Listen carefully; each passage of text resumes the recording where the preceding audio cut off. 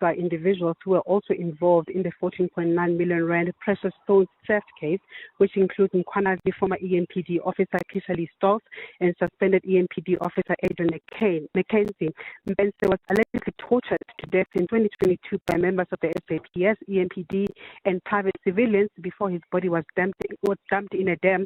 Allegations surrounding his killing emerged during testimony before the Madlanga Commission of Inquiry, where witness D. Marius van der Merwe gave evidence linking law enforcement officials to the incident. Dimakato Leshoro, Eyewitness News, Brakpan. Well, we do apologize for that choppy line there in that live crossing. To this now, the Madlanga Commission has heard details of a meeting between former IDAC head Andrea Johnson and suspended Police Minister Senzo Mchunu. It's alleged that in January last year, Johnson met Mchunu at his home along with the ministers, then Chief of Staff Cedric Ngabinde. IDAC prosecutor Drushanta Ramsamy has told the Commission today that during that meeting, Mchunu said he wanted to clean up crime intelligence. At the time, IDAC was investigating allegations that crime intelligence had allowed the Political Killings Task Team to abuse the Secret Services slush fund.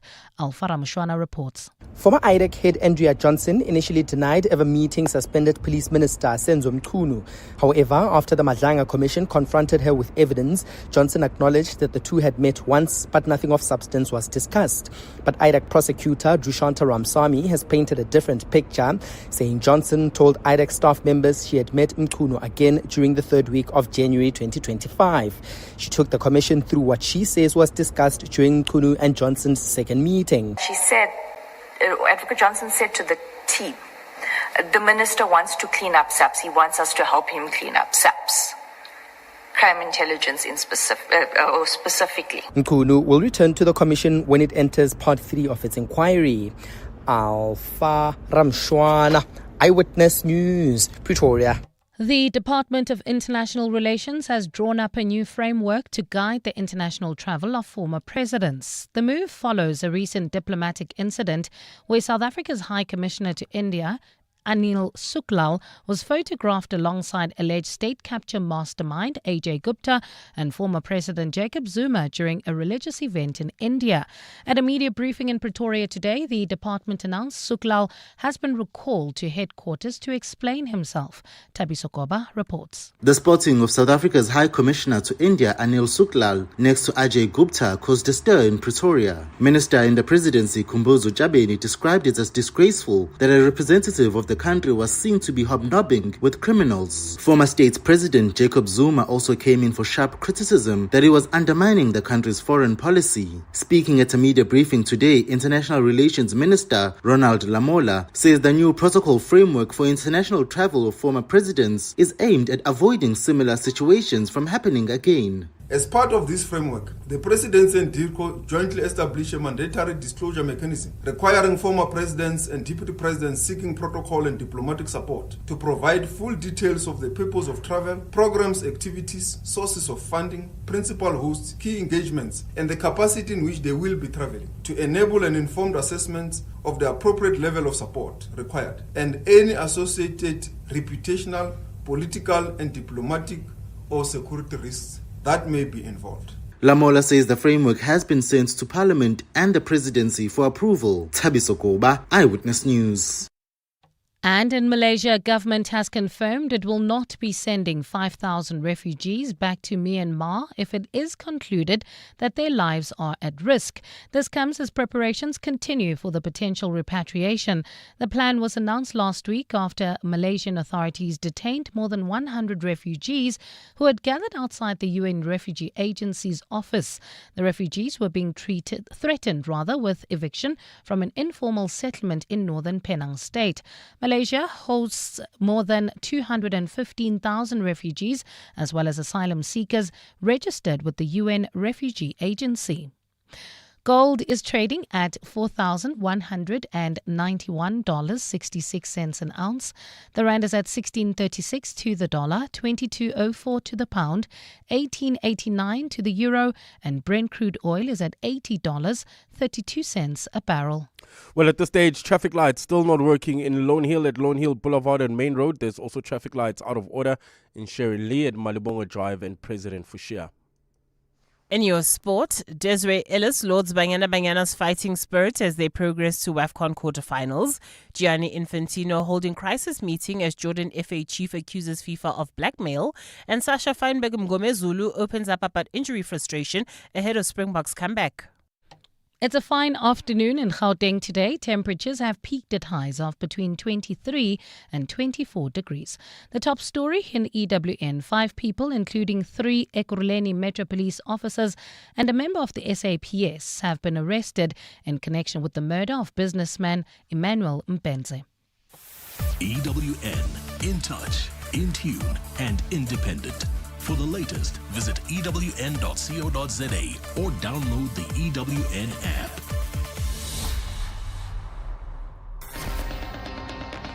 You're with John Perlman on 702. Streaming on the Prime Media Plus app, DSTV channel 856, 92.7 and 106 FM.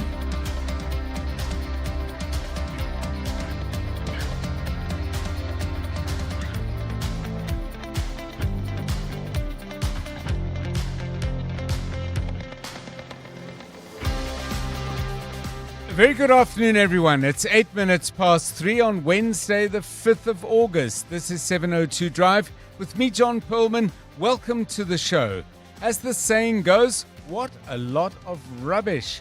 Households and businesses all over Joburg are wondering when their garbage might be collected as Pikitup moves from one difficulty to the next. We'll explore the root of the problem and look, hopefully, for glimmers of a solution. We'll do that after 5 o'clock. A problem of a different kind. Relations between the Comrades Marathon Association and KZN Athletics have reached a new low, with the CMA a couple of days ago voting to end their relationship. We'll hear from both sides after 4 o'clock. It's of huge importance at any time, but of course with the 100th running of the Comrades next year, well, maybe I was about to say it's a bad time for this to be happening, but maybe better to have this happen earlier rather than later, so there is still time to sort it out. Can it be sorted out? We'll talk about it later.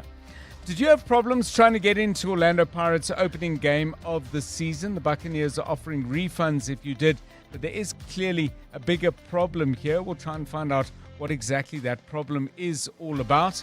And I don't know when you were last a teenager. For me, I have to say it's been a while, but there are those songs that either sing about being a teenager, have teenager in the title, or maybe the lyrics refer to those, what were they? Difficult days, glorious days, never to be forgotten days. Here's a song simply called Teenagers.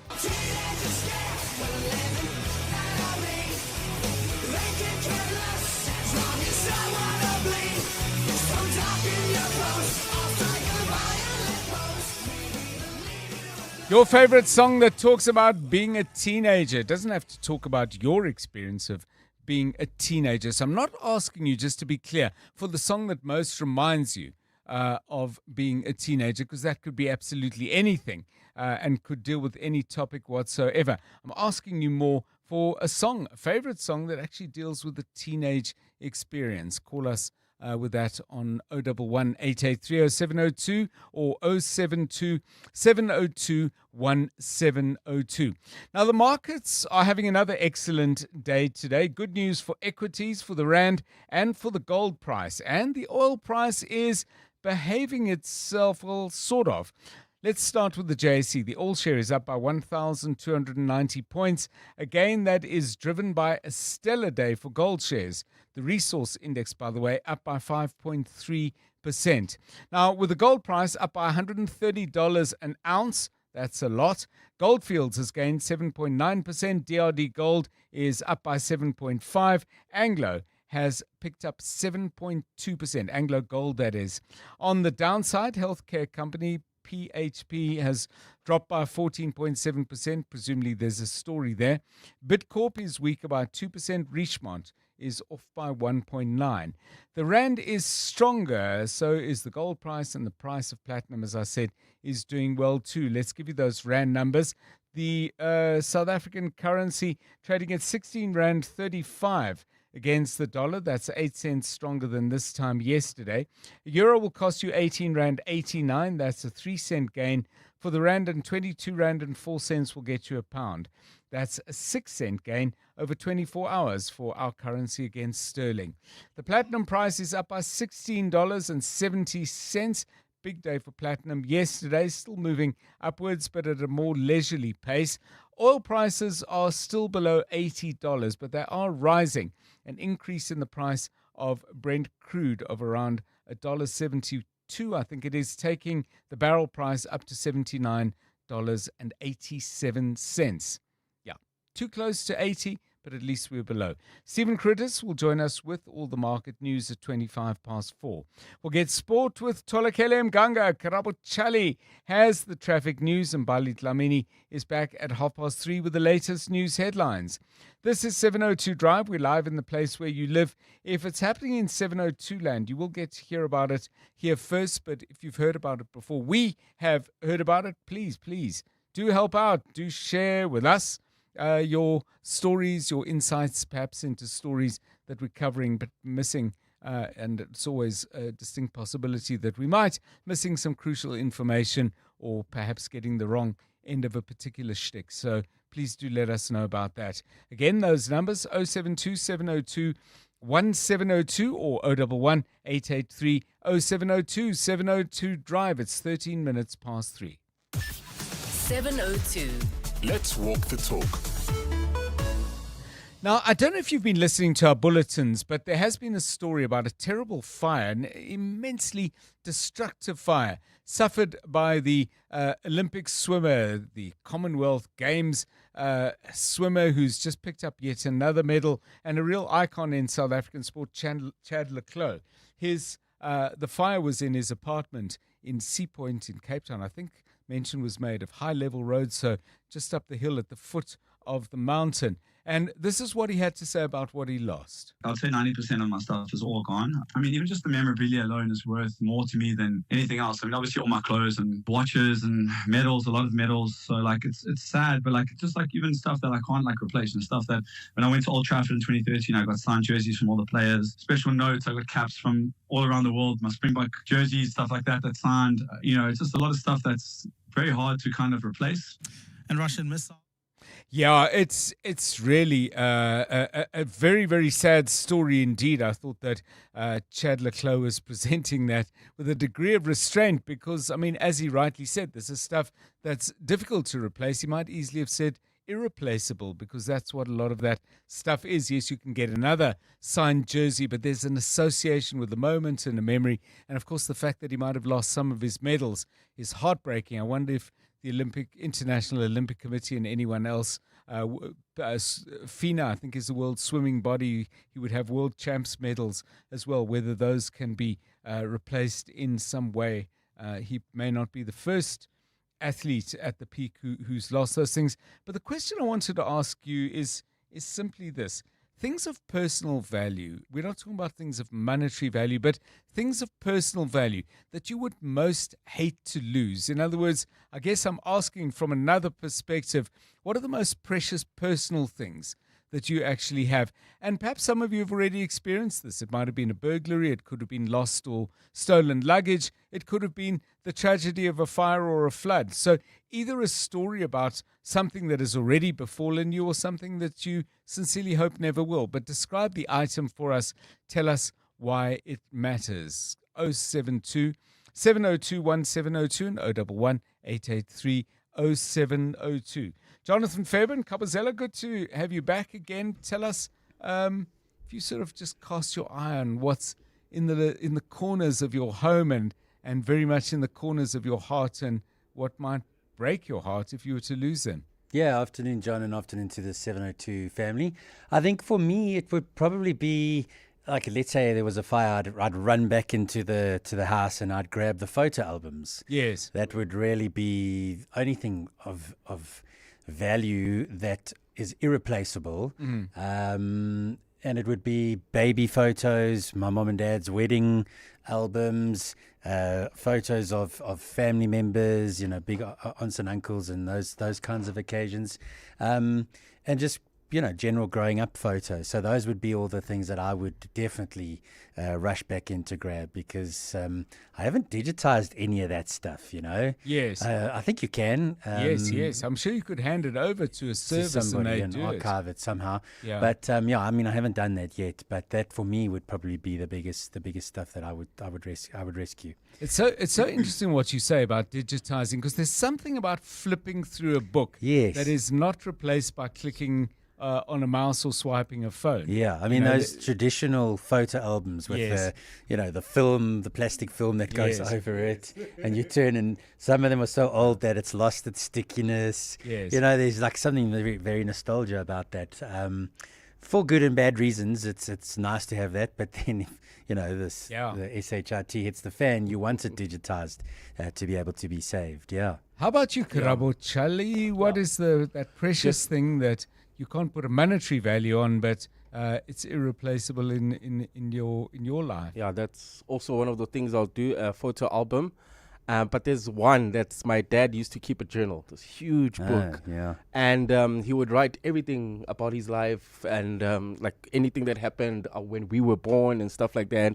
That's one of my favorite chapters where he describes, I have a son now and this, and just explaining his emotions. He was a really good storyteller. So I think losing that journal will really, really break my heart, because every time now and then I'll just page through a random page and just read about what was going on in his mind.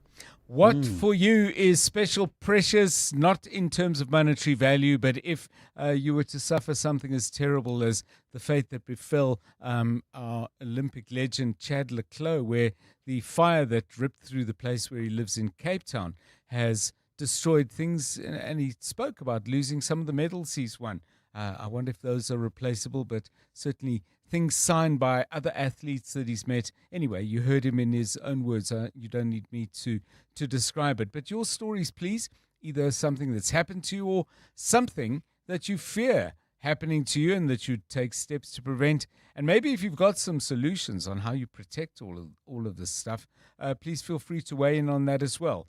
072 702 1702 and 011 8830 702. 19 minutes past 3. John Perlman on 702.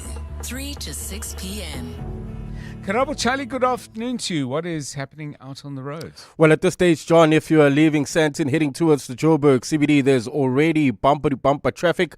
This is on the M1 southbound between Ethel Oaklands and Oxford Road. It looks like there's an accident scene through there. If you are on that route, please let us know what is the situation. I see that the delays are in both directions, so that accident scene is affecting traffic on the M1 in the both directions. So that's traveling between Joburg and Sandton. If you are in Lone Hill, we still have those faulty traffic lights. That's at Lone Hill Boulevard and Main Road. Traffic lights also not working in Sharon Lee at Malibongo Drive and President Fushia, as well as in Fourways at Witkoppen and Cedar. If you come across any other traffic issues, kindly WhatsApp us on 072 702 1702. You're with John Perlman on 702. Let's walk the talk. 702 Drive, it's 20 past 3. Let's focus our attention now on Parliament, specifically that body's impeachment committee that is looking obviously into the Phala matter and calling to account President Cyril Ramaphosa in that regard. As we understand it, vigorous debate taking place in the committee and questions being asked exactly about how they should proceed. Yes, we know in the background, the public hearings, there's a stay on those. There's now a concourt process, as I understand it. On the one hand, the EFF, the ATM, and I think the MK party, there may be others, are approaching the concourt to set aside a ruling by the Western Cape High Court that said there would be a stay in the public hearings. The president has also submitted his papers to that court, but still plenty for the committee to discuss, and important matters too. Lindsay Dentlinger is our EWN parliamentary reporter, and she joins us now to tell us what was on the agenda and what was said. Lindsay, a very good afternoon to you. What exactly was the committee trying to resolve today? Good afternoon, John. Well, the committee is still sitting. It's been several hours now. They have essentially been considering a legal opinion on three key matters that they needed advice on so that they can finalize these terms of reference. But firstly, today they dispensed with the matter of recommending to Parliament's administration who they would like to see as the evidence leader for this inquiry. It's not usual that parliamentary committees decide themselves who should lead inquiries, but this time around this committee was very adamant that they wanted to have a say in that, and after considering the names of a short list of 8 advocates who have indicated that they're both available and up for the job, they have settled on Advocate Thandazani Madonsela from the Durban Bar to be recommended to the Secretary to Parliament for appointment. So that's the one matter they dispensed of.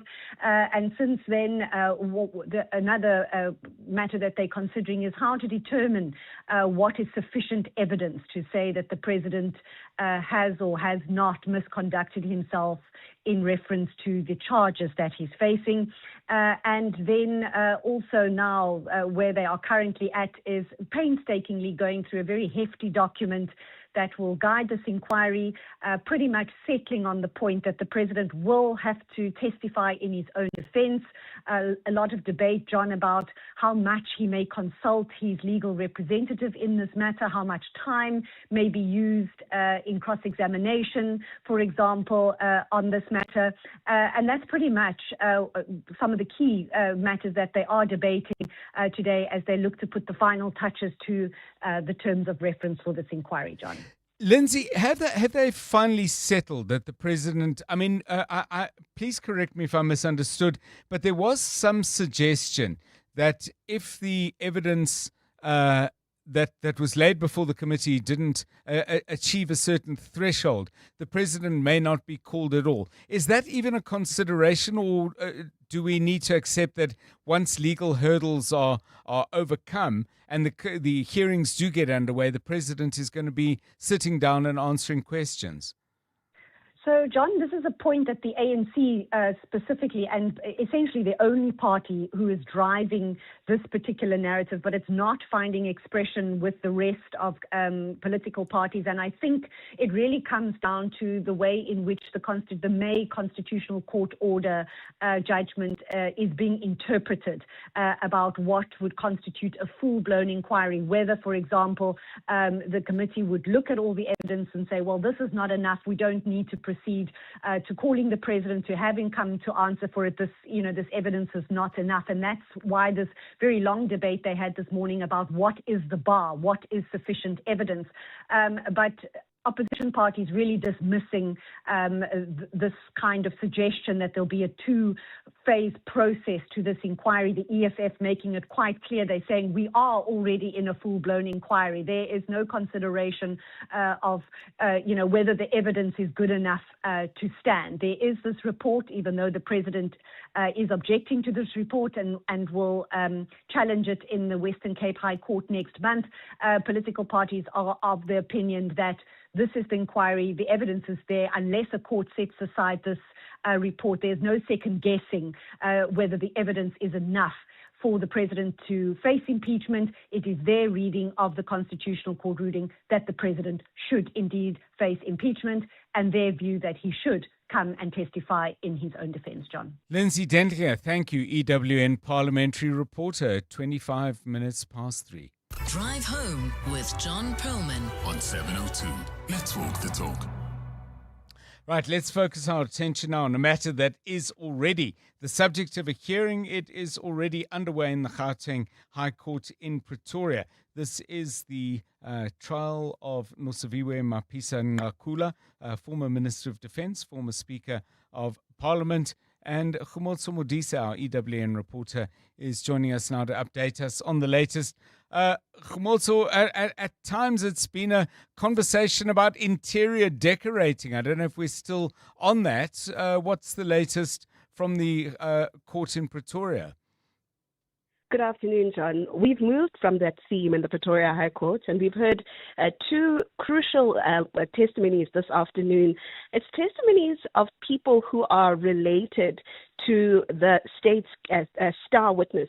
Nombasa Ndlovu is the star witness who's accusing Nosiviwe Mapisa-Nqakula of soliciting 4.5 million rands in bribes from her. Now, for the longest time, her testimony really has been that she went to visit the minister on a number of occasions where she left several, varying amounts of money.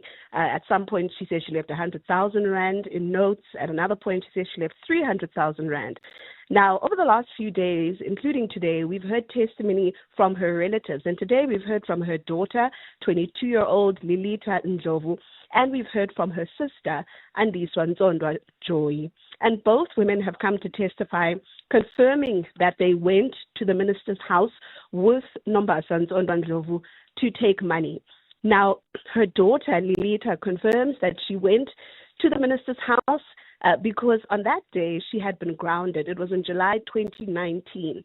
And she says because she was grounded, she had to go with her mother because she could not be left alone in the house. And she says her mother told her that there was going to be an article that's coming out in the papers, in the newspapers, and she needed to stop it. And that's why she needed to go to the minister's house. Right. She says they entered Mapisa-Nqakula's house, and her mother had 2 bags. And when she came out from the meeting with the minister, the mother only had 1 bag, her handbag with her, insinuating that the mother had left a bag with money or a bag that had something inside. She doesn't confirm that it's money, but she insinuates that the mother had left a bag with the minister on that occasion. We then heard from Nzondwa Ndlovu's sister, Anelita Nzondwa Joy, who confirms that she had been speaking to her sister in September 2019 when she was picked up from the OR Tambo International Airport. And her sister told her that she needs to pass by the minister's house to drop off 400,000 rand. She says that in her sister's bag was a white envelope, and in that envelope was the money that they were going to drop off at Nosiviwe Mapisa-Nqakula's house. Now, I must say that in cross-examination, it was pointed out that Nombasa Nzondwa Ndlovu said nothing about a white envelope. She spoke about a money bag. And even the judge confirmed that she's hearing about this white envelope for the very first time. And so her testimony has been completed today. But the theme today was these family members that had confirmed being with Nombasa Nzondwa Ndlovu when these alleged corrupt payments were made. And Khumotso, briefly, if you can, I mean, what's coming up? We've still got 3 more days. Yeah, so we are expecting testimony from a financial flows expert, someone who'll take the stand on behalf of the state. But I should say that, the state's case does seem to be drawing to a close. I mean, all the people that have been referred to or mentioned by Nombasa Nzondwa Ndlovu have taken the stand. These are all her family members, as well as people that she says linked her and connected her to the minister. All of them have taken the stand. And so it does seem now that the state's case is going to draw to a close. And then we're going to learn whether the minister, Nosiviwe Mapisa-Nqakula, will take the stand in her own case when the defense opens its case. Thanks so much, Khumotso Modise, EWN reporter, covering a very important and very, very interesting court case taking place in Pretoria in the Gauteng High Court. It's 3:30. Right, let's find out what's been happening in the news. Mpali Dlamini, some drama down in Parliament, nothing to do with politicians. That's correct, John. A very good afternoon. Well, firefighters had to be deployed to Parliament today, but the fire they were called for was extinguished before crews arrived. The incident related to construction as renovations continue at the National Assembly building following a devastating fire that took place in January of 2022. Fire and Rescue's Jermaine Carlser says a wooden truss caught fire while a blowtorch was being used. Firefighters were alerted to an incident at the parliamentary precinct earlier. The contractor was able to extinguish the fire by the time the firefighters arrived on scene. No significant impacts were reported. Let's stay in Parliament, where the Impeachment Committee has agreed to adopt a parliamentary legal opinion that has advised the Constitution and the law be the guide on determining the standard of proof in the President's conduct. This after committee members engaged in a heated debate today on what would be considered sufficient evidence to determine whether President Cyril Ramaphosa misconducted himself in connection with the Phala matter. In 2020, millions in US dollars was stolen from Ramaphosa's farm in in Phala, while Lindsay Dentlinger reports. Parliament's legal advisers have recommended the committee follow the process of the Section 194 inquiry, which considered the impeachment of former Public Protector Busisiwe Mkhwebane in 2022 in deciding on the charges President Ramaphosa is facing. But ANC MP Faith Mutambi has questioned whether the bar is clear enough. What is the standard of proof to establish sufficiency of evidence according to the principle of legality? Action SA's Athol Trollip said he believed the balance of probability should be the standard and reminded his colleagues that the inquiry is not a court of law, nor would it be the final arbiter on the matter. We must apply the law, we must listen to the evidence, and based on the evidence that we hear, and based on the balance of probability as opposed to beyond reasonable doubt.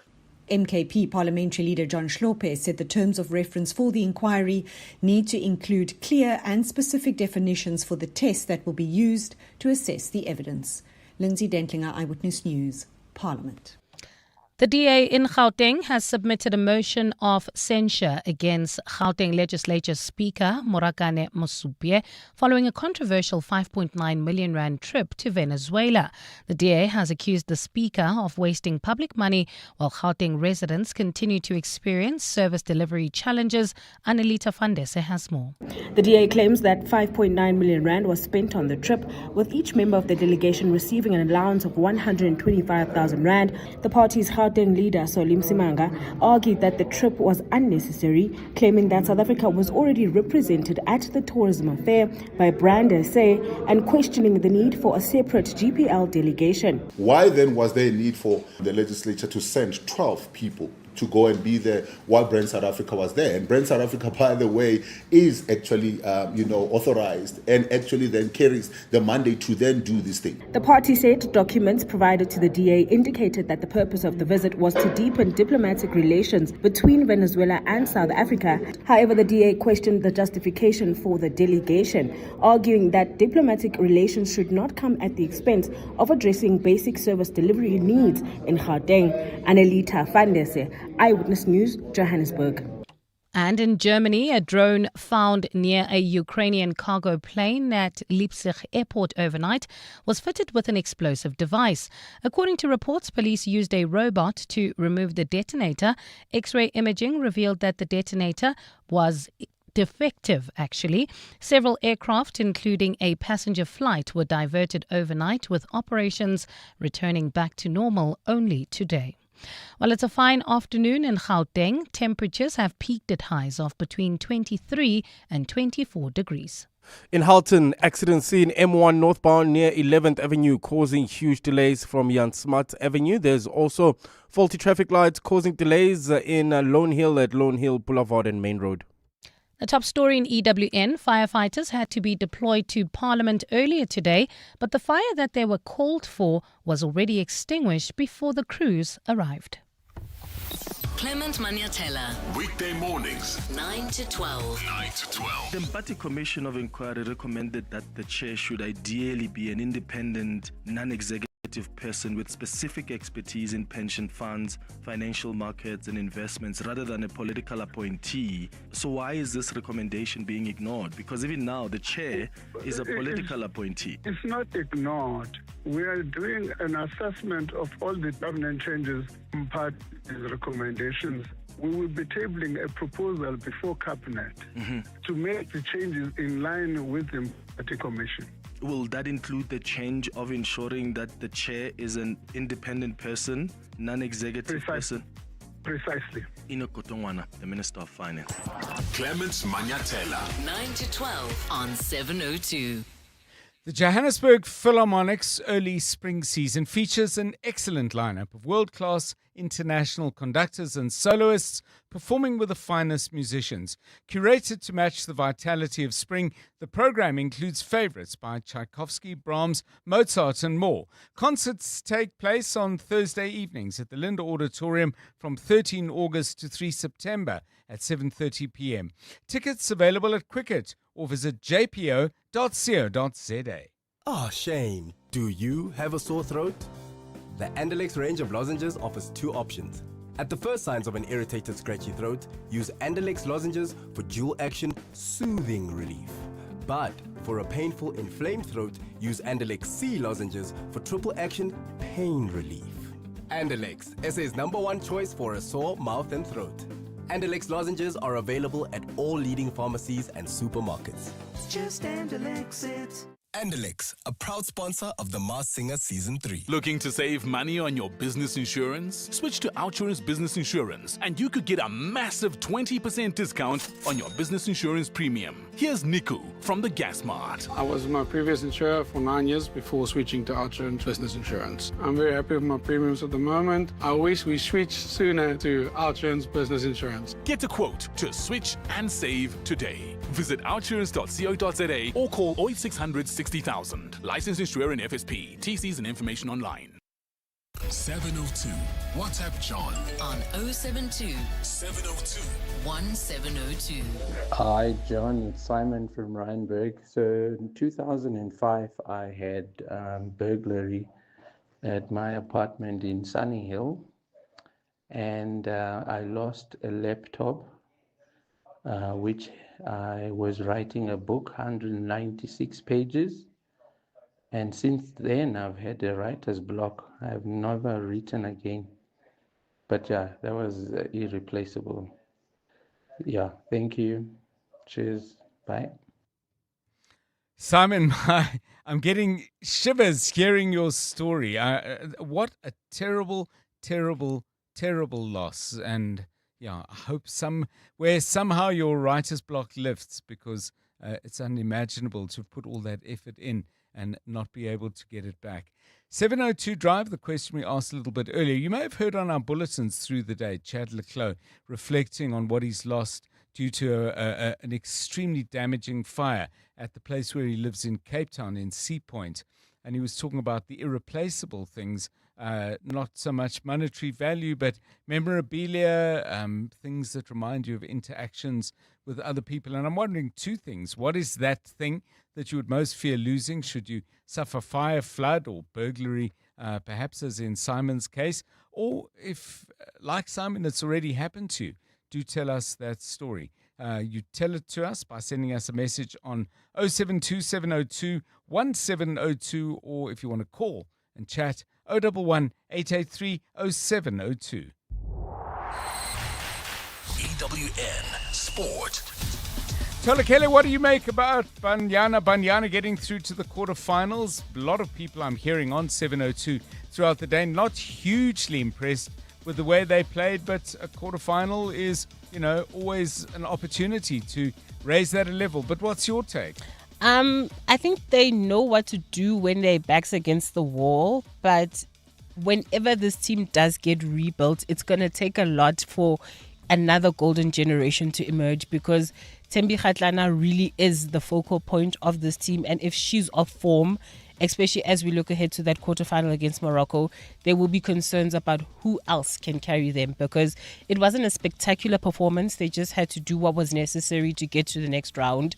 And what happens in that next round will really kind of have us assessing where we are within the women's football landscape across Africa. And what are they saying out of the camp? Well, John, they're quarterfinal bound as they concluded their Group B campaign with a 1-0 win over Burkina Faso at WAFCON.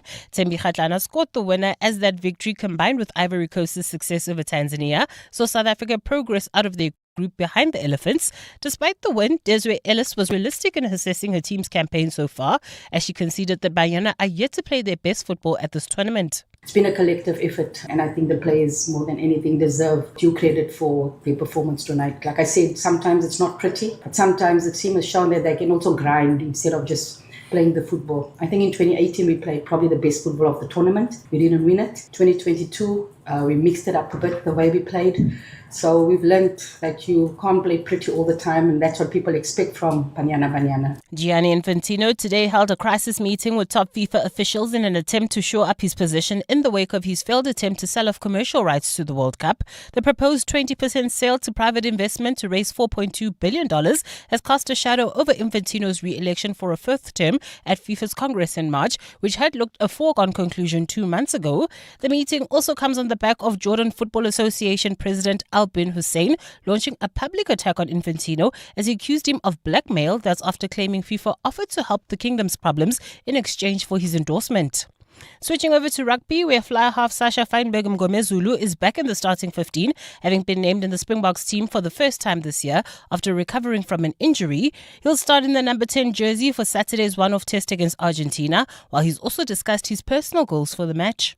Against England, I went to Loftus to go watch that game, and the one thing I think no one can say is the Springbok team functions, whoever's in the picture. So I'm just coming in trying to facilitate that and just keep progressing our game and keep us functioning and taking control of the departments that matter in my position. Yeah, I'm really just trying to build again. I don't feel too far behind because I worked really hard in my rehab, but I'm just trying to build and then build what I can towards the squad. And Libby Janssen van Rensburg will become the 12th player to lead the Springbok women since 2004 after she was named captain for Saturday's test against Fijiana. In total, 13 members from the match day 23 from July's test against the USA are involved again, while Patience Makone and Zintle Mpumpa will be starting for the first time this year. Asaze Hele and Linda Lwakwala will once again don the green and gold. That's for the first time since last year's Rugby World Cup. Tholakele Mganga, Eyewitness News Sport. EWN Traffic. Karabo Charlie is watching things delays in Houghton. What's happening there? Yeah, that's if you're heading towards Sandton, leaving the Joburg CBD. We have that accident scene in Houghton, M1 North, near 11th Avenue, causing huge delays all the way from Jan Smuts Avenue. In Lone Hill, faulty traffic lights at Lone Hill Boulevard and Main Road also causing some delays. Germiston, heading towards Brakpan, roadworks causing heavy delays. This is on the N17 eastbound between Wits Rifles and Osborne Road. And look out for those faulty traffic lights in Edenville at Morafontein Road and Van Riebeek. If you come across any other traffic issues, kindly WhatsApp us on 072-702-1702. There's more EWN on air, online, and on the EWN app. You're with John Perlman on 702. Let's walk the talk. 17 minutes to 4. Now, Tholakele, we've been responding to what Chad Leclerc had to say about the fire at the place where he lived and all the personal, irreplaceable memorabilia type stuff that he's really grieving over having lost. Perhaps I'm putting it too strongly saying grieving, but it certainly is a substantial loss. So, two-part question: is there anything of non-monetary value that you would absolutely dread being stolen, destroyed, or damaged in fire or flood? And maybe it's already happened to you or someone close to you. So, yeah, take it whichever direction you wish. Thankfully, and God willing, it never happens. So far, nothing has been taken from me or been stolen or burnt in a fire. For me, like, there's a lot of irreplaceable things, and a lot of them are just linked to like stuff that my grandparents and my parents give to me. Yes. There's the watch that I've spoken about from the grandmother that I'm named after. There's a brown knife that my grandmother gave my mother when she got married. Every time I've moved in and out of the house, I always take that knife. Then my mom will come visit me and be like, I thought I lost this knife. I'm like, my bad. I forgot to tell you about that. And then on Sunday, she gave me the shawl like so many years ago. So then your mom, my mom, yes. So she gave me the shawl many years ago, and then I'm wearing it, and then she's like, "This shawl looks so fancy." I was like, "Thanks, babes. It comes from your cupboard." And then she was like, "I want it back." I was like, "No." It just something about it. Just when I wear it, I always feel like it's her arms wrapping around me, and I feel so warm and cute in it. So it's like those little things that when she bought it or my grandmother bought it, they were just like, it's just things. But for me, they're constant reminders that even though they're far away from me, they're still with me as I'm walking through my many things. So you've put beautifully how the shawl feels and why you love it, but the brown knife, what's that about? John, it's the best knife when I'm like cooking in the kitchen. When I bring out that knife, just know that the meal I'm about to cook, even Jamie Oliver has never cooked it. Yeah, but that's because he doesn't have your knife. Exactly. So it's an association with delicious food that is somehow in the knife. I just remember like Sundays after church, Yes. My mom would spend like 16 hours cooking, and me and my brother would have to like negotiate, okay, it's your turn to make the sandwiches, because she'd be like, no, you guys have something else to eat while I'm busy cooking. So it's just like always a reminder of all the many things she was constantly making while we waited for like 7 o'clock. Then she'd be like, okay, the food is ready. But she always had the knife and she was always using it. Yeah, but now you've got it. So how's she going to put in the 16-hour shift? So couple of things for me. The one would be my scrapbook of newspaper clippings, because those I think are hard to replace. Yes, you could possibly find them online in some way, shape, or form, but they look great flat on a page, and you can see them. And by the way, sometimes I look back on that stuff, and I think to myself, that wasn't terribly good, but I filed it and saved it anyway. And I guess it's some kind of little roadmap through a career as a journalist, which I've hugely enjoyed. The other thing, which is more a family thing than a personal one, but I think my favorite Jewish holiday is one called Passover, and the book used for that is a book called Haggadah. And my parents started signing this particular book sometime in the 40s, maybe, and it's been signed all the way until this year by whoever was attending the service on the first night. So that is totally and completely irreplaceable. And what's wonderful for me looking in that book is I can see my first handwriting, which is illegible, but somehow incredibly special. So those would be two for me. But what about you? Give us a call, 011 883 0702 and 072 702 1702. It's 13 minutes to 4. John is on X. At John Perlman.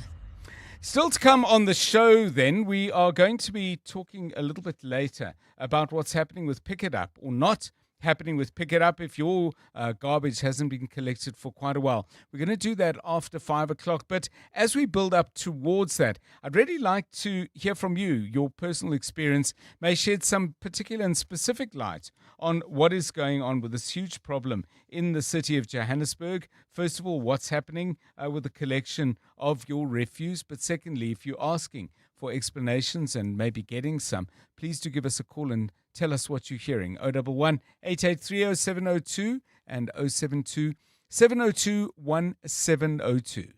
You're with John Perlman on 702. Hi, John and team. Regarding losing something to a loss, a theft or your house burning down, we have a little thing called a disappear bag.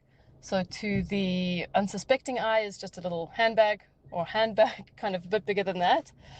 But to us has all the important things like the real jewelry, the the valuations, the passports, the old passports, IDs, original copies of birth certificates and things like that, because those are some of the hardest, or at least the most tedious to replace. And it's just easy when all of those things are in one place. If you're in an emergency, you just grab it and done. The furniture can burn, the TV, etc., but those things you've got. What an interesting idea, having like a grab bag. And is it kept near the door or is it kept in a special place? The problem I've always found with things kept in a special place is when you say, where is that special place? So I would assume somewhere near an exit, I would hope so, and nothing that requires climbing a ladder. But your stories, please, stuff that is special and irreplaceable and that has nothing to do with monetary value, but measures some kind of moment in your life or the life of people you care about. Call me on that on 011 883 0702. It's 10 minutes now to 4 o'clock. Drive Home with John Perlman on 702. Let's walk the talk.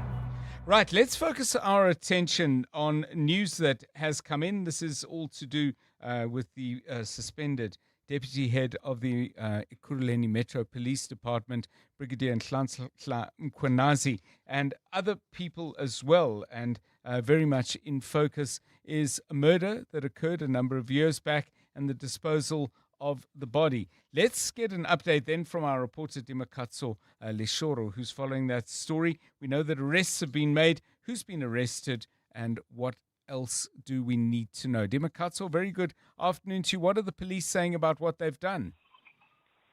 Hi, John. We are waiting for an update. Now, we're actually at the Brakpan police station where we are waiting for Julius Mkhwanazi, the suspended EMPD deputy chief, to be brought. So we understand that he's handed himself over to the police. You'll note this is the fourth time that he'll be arrested in as many months. We understand that some officials from the EMPD that may be involved in this case are the ones that were also charged in the 14.9 Precious Stones case. As you recall, Adrian McKenzie, who's currently suspended as well, EMPD officer and former EMPD officer Keisha Lee Stoltz was among those. We're expecting those individuals to be brought here at the Brakpan police station. What we understand is that, in fact, the docket for the Mbense matter that emanates out of the Madlanga Commission of Inquiry has been ready for quite some time. We understand that even prior to the last arrest, you recall that the last arrest that Mkhwanazi went through was when he was arrested for the Precious Stones case. Prior to that, the case was already, the docket for this case was already ready, and they were waiting to just coordinate in terms of how this will be done. As you know, according to the testimony from the Madlanga Commission, it involved quite a number of suspects. Some of them have passed away, and obviously from the report, if you recall the Madlanga report, that gave names of individuals that are to be charged regarding crimes that they may have committed, included these three people that we are talking about. We understand there's an SAPS member that has also been arrested. We understand there's a private civilian that's also been arrested. All these individuals will be appearing at the Brakpan police station tomorrow. They will be facing a charge of murder and defeating the ends of justice. We understand right now, this may change tomorrow, that the state may oppose bail. If you recall, in the other cases that Mkhwanazi has been involved in, the state has not opposed bail, and therefore he was granted bail. But this time around, it may be different for him, and he might find himself behind bars until pending the finality of this matter, John. And Dima Council, let's just go back and remind people of what actually happened, the bare details that I'm familiar with. Emmanuel Mbense allegedly tortured to death in 2022. And then his body was dumped in a dam out in Ekurhuleni. This case, this matter has been around for a long time. Has it only been investigated now because of what came up at the Madlanga Commission of Inquiry? Or I don't know if the police have given any indication as to whether they had been investigating this for longer than that. What we understand is that the information emanated out of the Madlanga Commission of Inquiry. We're not clear if there have been further investigations prior to that. If you recall that the private security officer, Marius van der Merwe, known as Witness D, was the one who blew the lid on this and implicated another security guard who later took his life, Viandre Pretorius, and the other, especially the deputy chief in the EMPD. So we understand that the investigation has been going on for some time. We are not clear if it was reported in 2022. If you recall, he disappeared on the 14th of April from his home. His body was discovered a day later by a passerby. And we understand that he was implicated in a robbery and, was tortured by these individuals who included SAPS members. As we say, it was about 12 people in all, as we understand. He was implicated in a business robbery in Boksburg. They raided his home and, they tortured him until he died. And there's been no clue. We understand that the family has been spoken about this, wanting answers about what had happened to them, because prior to the Madlanga Commission, it doesn't seem like this case was on the radar of the police, or at least IPID. We also know, John, that Mkhwanazi is facing within the disciplinary processes of the EMPD. He's facing charges, including this one of the Mbense matter, along with the Precious Stones case and the Blue Light case. So it's really pouring for him and his colleagues and former colleagues. Yeah, thank you so much, Dima Katso. Lishoro is outside the police station in Brakpan. She will keep us updated on what's going on, and there'll be regular updates in our news bulletins. One of those bulletins coming up in about 5 minutes' time. It's 5 to 4. 702. WhatsApp John on 072 702 1702. Hi, Dr. John. This is a lot now. Julius Mkhwanazi gets arrested in installments at this point. Every single month, my dude is getting arrested. Every month, he's out on bail. And the cops are not done.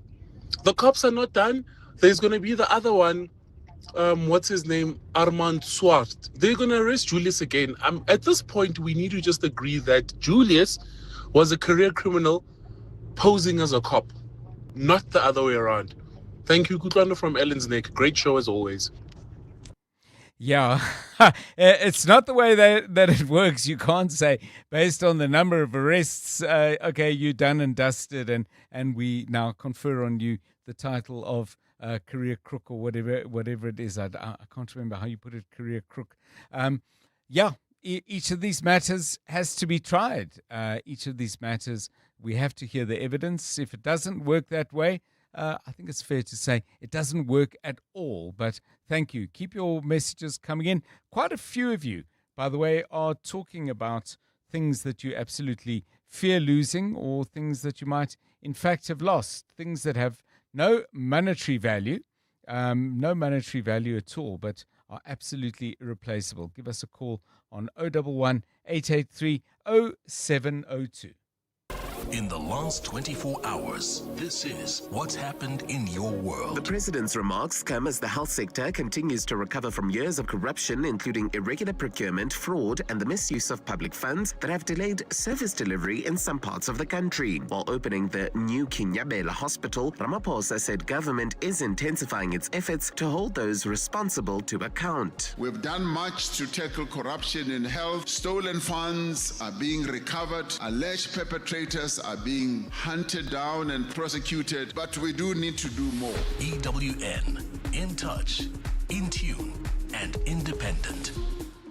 Peregrine Capital presents Brian Habana's Count to 100. In my journey to 100, it started with my first cap, then my second, 10th, 50th, 90th, 99th.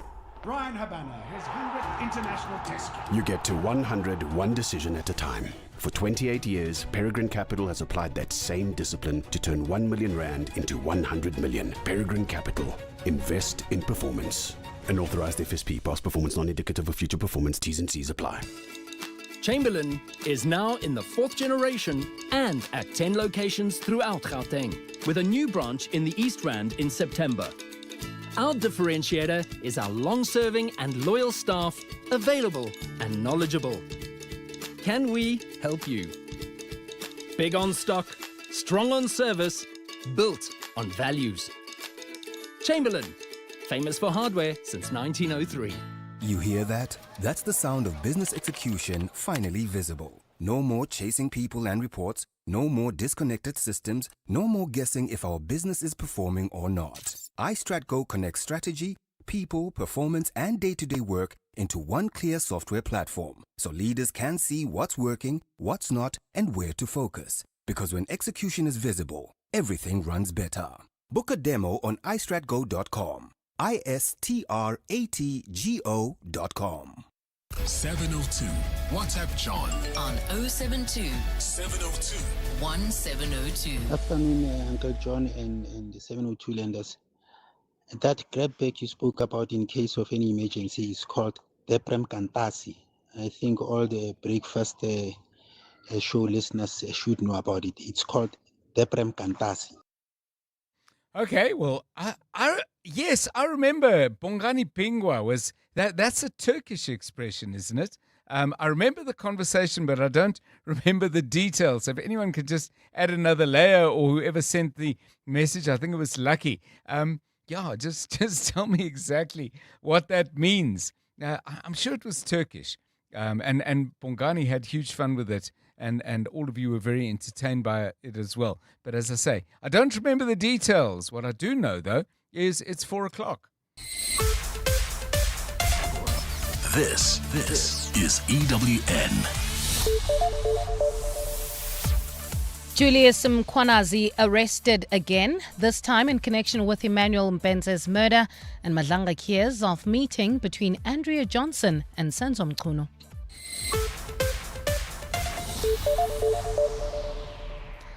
Good afternoon, I'm Bali Dlamini. Suspended EMPD Deputy Chief Julius Mkhwanazi and 4 others have been arrested in connection with the alleged torture and murder of businessman Emmanuel Mbenze. Mbenze, who was implicated in a business robbery in Boksburg 2022, was allegedly killed by police and his body dumped at a dam in Germiston. The matter formed part of an investigation by the Independent Police Investigative Directorate, Dimakatso Leshoro reports. reports. The 5 suspects are expected to be brought and processed here at the Brakpan Police Station. Among those are individuals who are also involved in the 14.9 million rand precious stones theft case, which includes Mkhwanazi, former EMPD officer Kisha Lee Stolz, and suspended EMPD officer Edwin McKenzie. Mbense was allegedly tortured to death in 2022 by members of the SAPS, EMPD, and private civilians before his body was dumped in a dam. Allegations surrounding his killing emerged during testimony before the Madlanga Commission of Inquiry, where witness D. Marius van der Merwe gave evidence linking law enforcement officials to the incident. The latest arrest marks the 4th time in as many months that Mkhwanazi has faced criminal charges. Dimakatso Leshoro, Eyewitness News, Brakpan. The Madlanga Commission has heard details of a meeting between former IDAC head Andrea Johnson and suspended Police Minister Senzo Mchunu. It's alleged that in January last year, Johnson met Mchunu at his home along with the minister's then Chief of Staff Cedric Ngabinde. IDAC prosecutor Drushanta Ramsamy has told the Commission today that during that meeting, Mchunu said he wanted to clean up crime intelligence.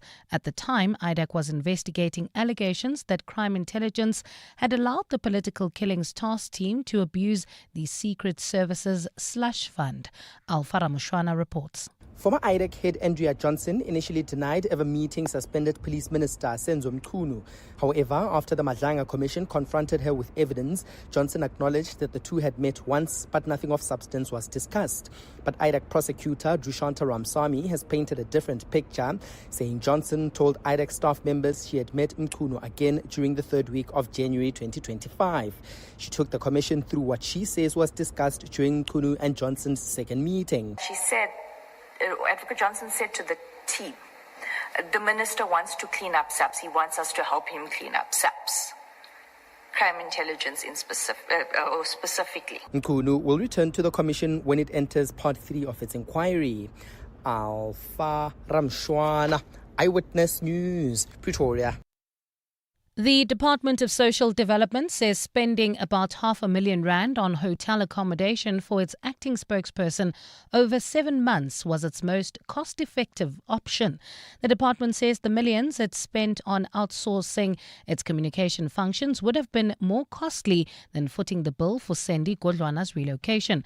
Minister Dina Pule and the department briefed the Portfolio Committee today following media reports that the department spent R670 million on Godlwana's accommodation. Babalondenze reports. The Department of Social Development says the hotel accommodation for Sandy Godlwana, who previously acted in the position of Chief Director of Communications, was well considered. The department says the actual amount was 436,000 rand, adding that the figure is small, considering the millions spent on outsourcing communications. Xolile Brukwe, the Deputy Director General responsible for corporate support services, says almost all of the department's communications functions are outsourced. But if you juxtapose this amount to the amount of savings, if you look at the cost-benefit analysis, you realize that actually this was the cheapest option we could afford as a department, because the person could do the job, was not depending on outsourcing the work. Brooker says they are now in the process of doing away with at least 10 communications service providers to save money and to get officials working internally. Babalo Ndenze, Eyewitness News. At least 80 people who took part in an anti-illegal immigration march in KZN are being questioned by police after the protest turned violent. 3 migrants were injured, while police are also investigating reports of looting and robbery during the march in Granskop. Officers later stopped a bus carrying the marchers on the R74 after receiving intelligence that they were heading to Greytown to continue with demonstrations. Investigators are also probing claims that one of the victims was robbed of an undisclosed amount of money. KZN police spokesperson Robert Nechiwunda. Police are reiterating the call that those who want to march for any cause must do so within the ambits of the law, and that must not take the law into their own hands. No civilians are allowed to do door-to-door operations, and only law enforcement officers can conduct stop and searches and effect any arrest on any crime. And in Sri Lanka, government has announced the immediate ban of the world's largest online betting sites. The move forms part of a crackdown on unauthorized gambling. Online gambling is legal in Sri Lanka, but operators must register with the authorities and pay licensing fees. As of today, government has ordered local internet providers to bar access from Sri Lanka to 24 major gambling sites. Authorities also warned Sri Lankans that investing in those sites is also illegal. While gold is trading at $4,191.66 an ounce, the rand is at 16.36 to the dollar, 22.04 to the pound, 18.89 to the euro, and Brent crude oil is at $80.32 a barrel. Bumper-to-bumper traffic in Protea, Glen. That's the N12 westbound between the R554 Abu Bakr Drive and the R558 in Melrose. Faulty traffic lights at Collet and Athol Oakland are causing huge delays this afternoon, and in Germiston, roadworks causing heavy delays on the N17 eastbound between Wits Rifles and Osborne Road. In your sport, Desiree Ellis lauds Banyana's fighting spirit as they progress to WAFCON quarterfinals. Gianni Infantino holding crisis meeting as Jordan FA chief accuses FIFA of blackmail. And Sasha Feinberg Mgomezulu opens up about injury frustration ahead of Springboks' comeback. A fine Thursday in store for Gauteng tomorrow. Johannesburg dropping to overnight lows of 4 degrees, peaking at 23. Pretoria 6 and 25, and Vereeniging 2 and 23 degrees. The top story in EWN: suspended EMPD Deputy Chief Julius Mkhwanazi and 4 others have been arrested in connection with the alleged torture and murder of businessman Emmanuel Mpenze. EWN, in touch, in tune, and independent. For the latest, visit ewn.co.za or download the EWN app. 702. Drive home with John Perlman. John Perlman, 3 to 6 p.m. On 92.7 and 106 FM. Let's walk the talk. 702 Drive, it's 8 minutes past 4. Great to have you with us on the show for the next hour and hopefully the hour after that. Coming up in the next half an hour, we're going to take a very deep dive into a major row that is brewing around the Comrades Marathon. We've spoken about it before. The fallout is between the Comrades Marathon Association on the one hand and KwaZulu-Natal Athletics on the other, and involved in this as well. Unavoidably, I would have thought, is Athletics South Africa. For example, the Comrades Marathon Association tried to affiliate directly to Athletics South Africa. The governing body responded by saying that is not constitutionally possible. There are issues around scheduling the date for next year's very, very special Comrades Marathon. Of course, every race is special, particularly for people who achieve something unusual or landmark kind of achievement in that, and for the winners as well. But next year is the 100th running of the Comrades Marathon. Arguably a bad time to be having a quarrel around these many, many issues, which we're going to be exploring shortly. But arguably also a good time to be doing it in August, because it does allow a good many months to try and find resolution. Is that possible? We'll put that to Alain Delay, who's General Manager of the Comrades Marathon Association. And then we'll hear from Grant Matkovich, who sits on the board of KwaZulu-Natal Athletics. And many of you have got particular skin in this game, I would think, because either you're planning to run the Comrades, or you're planning to watch it, or you've got a family member or someone you care about particularly who's started training already to be ready for that race. That's what we're going to do over the next half an hour or so. We'll talk a little bit later at 10 to 5 to Gigi Alcock. He's an entrepreneur, author of a number of books. One of them is called Carcinomics. I want his feedback and response to Nedbank.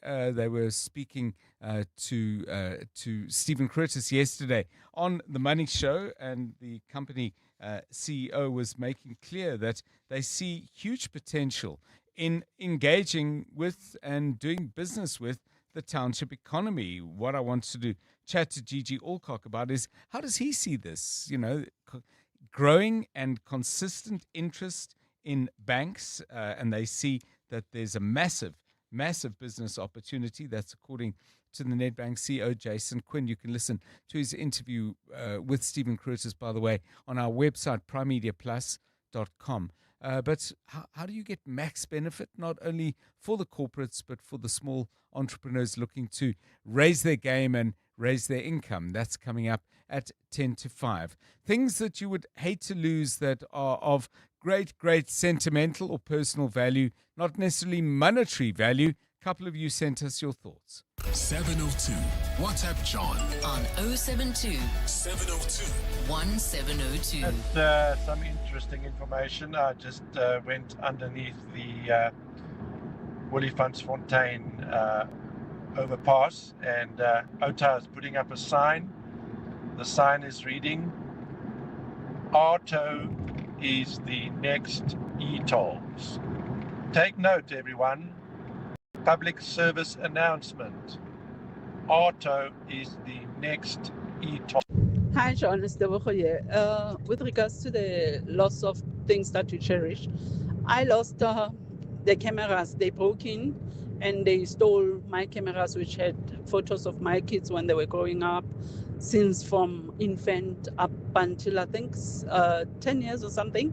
Then I had two cameras which they stole, and yeah, till today I'm still suffering from the loss of those gadgets that I had, and cell phones and whatnot. The second one is my wedding photos. I had two, as the main and the backup, which were CD at the time. Main for the photos and a backup, and main for the video and a backup. I gave it to my mom. She lost the main one, the primary CDs, sharp. Oh. The next thing, after losing those ones, I had the backups with me, which I was fine.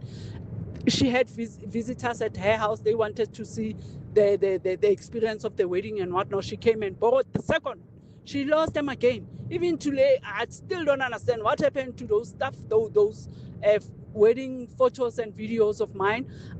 Even now when I go home, like, can't we check somewhere? Can't we check? Maybe you put them away on the side. You were cleaning up or something, clearing stuff, put them on the side. I still don't understand what happened to my stuff. But yeah, it is what it is. Thank you. Great show. Yeah, terrible, Teboko, especially as you were so careful and you created those backups and still to suffer that loss. I hope as you visit your mom, one day somebody's going to say, let's check the CD, and hopefully there's something there. Eldon says, I would be disheartened to lose my scrapbook, which contains autographs and pictures of football personalities and players from both abroad and locally. I was blessed to have been given shirts by Gary Goldstone and Renee Richards, both Chiefs players, and a Bolton Wanderers shirt from Mark Fish. The family photographs collected over many years are other items that would be sorely missed in the event of a fire or if they were lost. 14 minutes past 4. EWN Traffic. This EWN Traffic is brought to you by Outsurance. SMS out to 45142 now, and you could save on car insurance. If you don't, ask them for 500 Rand. Problems in Protea, Glen. I think we had problems there yesterday, if I'm not mistaken. Yeah, definitely. And it's same route, Protea, Glen, R559 between Main Road and... this is on the R559 main road between the R558 and Sunset Avenue. It looks like it's still that issue with faulty traffic lights at Wild Chestnut. Still in Protea Glen, heading into Lenasia. Also bumper-to-bumper traffic N12 westbound from the R554 Abu Bakr Drive to the R558. Lone Hill, faulty traffic lights causing some delays. This is approaching the intersection of Lone Hill Boulevard and Main Road. In Melrose, also faulty traffic lights causing delays at the intersection of Corlett and Ethel Oakland. And in Germiston, roadworks causing heavy delays heading towards Brakpan. That's N17 eastbound between Wits Rifles and Osborne Road. If you come across any other traffic issues, kindly WhatsApp us on 072 702 1702. There's more EWN on air, online, and on the EWN app.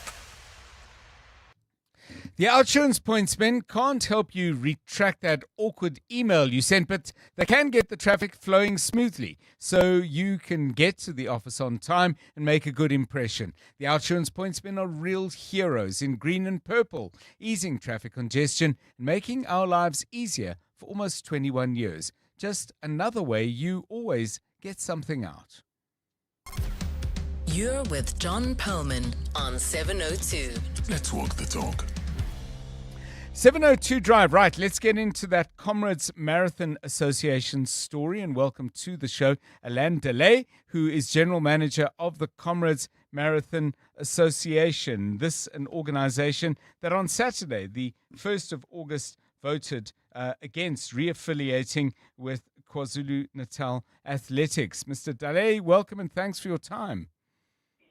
Good afternoon, John, and to all your listeners. Thanks for having me. So, is your issue with KZN Athletics, is it about the particular people that you're engaging with and the difficulties clearly that are emerging around various issues, or do you think it's a structural problem that would exist anyway, irrespective of who you were engaging with and how those engagements turned out? John, it is more structural challenge that we're having, so it doesn't have anything to do with any specific individuals in either of the federations or associations.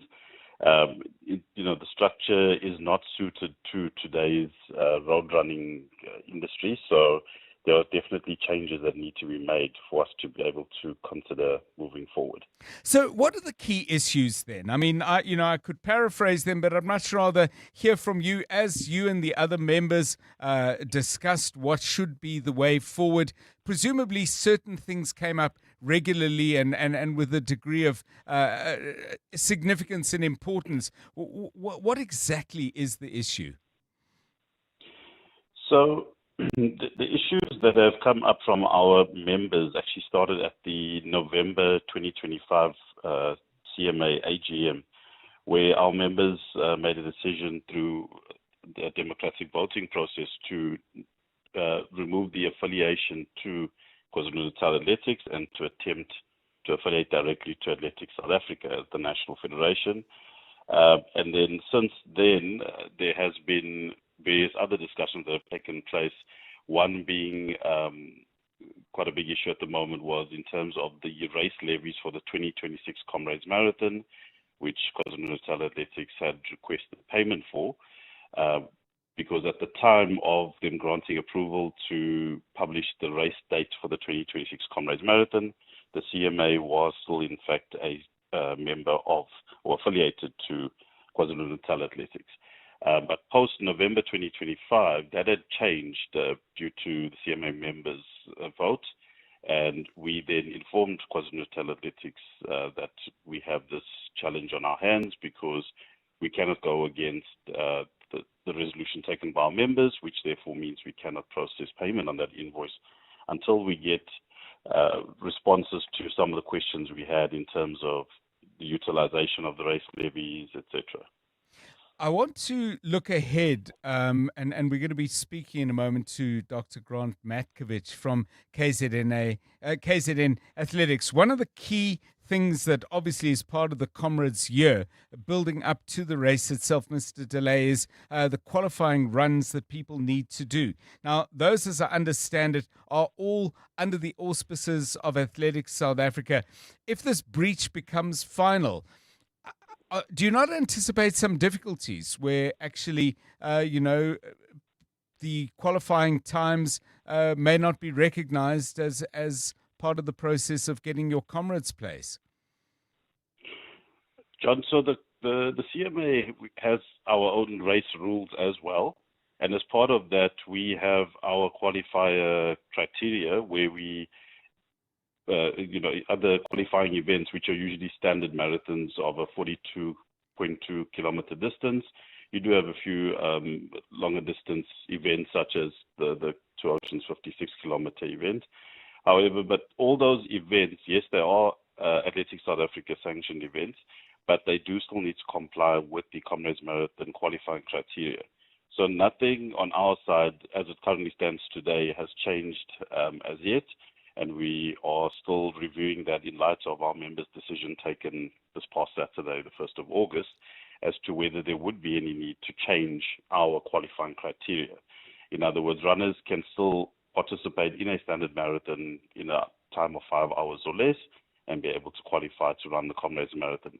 A point to note on that, John, is that all our Comrades Marathon international participants do not belong to running clubs and do not have ASA or Athletics South Africa licenses. So they can run, for example, the New York City Marathon, 42 kilometers in 5 hours or less, and we use that as the official Comrades qualifying time. So the same principle would effectively apply, if need be, to South African athletes as well. But presumably a qualifying time needs to be verified, and if they say, look, we're not going to give you verification of that time if you're going to use it for the purposes of gathering, you're trying to get yourself a place in the 2027 Comrades. I mean, this could get messy. Surely you agree to that? Yeah, look, I'm not saying that it could or could not get messy, John. We don't know. I don't want to preempt anything, or neither of us do from our side. We still want to engage with the two federations, being KZN Athletics and Athletics South Africa, especially in light of what's happened or the vote taken by our members. But having said that, in terms of the question you have regarding results and times, etc., we, for example, our current timing service provider times several large road running events throughout the country. And if runners participate in any of those events, the times are automatically uploaded onto our system. And then there's also various other timing service providers that within the country.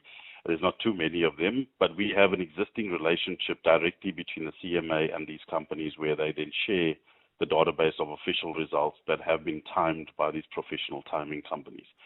Alain Delay joining us from the Comrades Marathon Association. He is the general manager. Let's get the perspective then of KZN Athletics. Dr. Grant Matkovich sits on the board of that structure and joins us now. Dr. Matkovich, welcome and thanks very much for your time. You've been listening to Alain Delay, and I'm sure itching to share your thoughts and your views. Welcome to the show. What for you is at the heart of this dispute, if from the perspective of KZN Athletics you were to sum that up? John, thank you very much, and thank you very much to the listeners. And yes, I have been listening in with Delay and with Alain Delay, and greatest respect to Alain. We do work together. So for full disclosure, I am also involved in the Comrades on the race organising committee and charities perspective as well. So I do work closely with Alain, although we are on sort of opposing sides here at the moment. Right. And just by saying that, it's just to basically say that Comrades is an iconic event. It is a national treasure, and nobody wants to see the race not be staged. And that has never been KZNA or KZN Athletics' attitude. We've never wanted to hamper the race or stop the race. We've always wanted to build on the legacy. Our biggest issue now is, and I know that Alain did mention race levies. That is a separate issue that needs to be dealt with later. Our issue now is the affiliation. So Comrades is wanting to operate outside of an athletic framework and outside of an established athletic framework that is well established in South Africa. And we trying to understand how that framework, as proposed by CMA for the 2027 event and going forward, is going to happen. And just to maybe touch on a couple of things that Alain did mention is it's putting us in a difficult position, because now we have.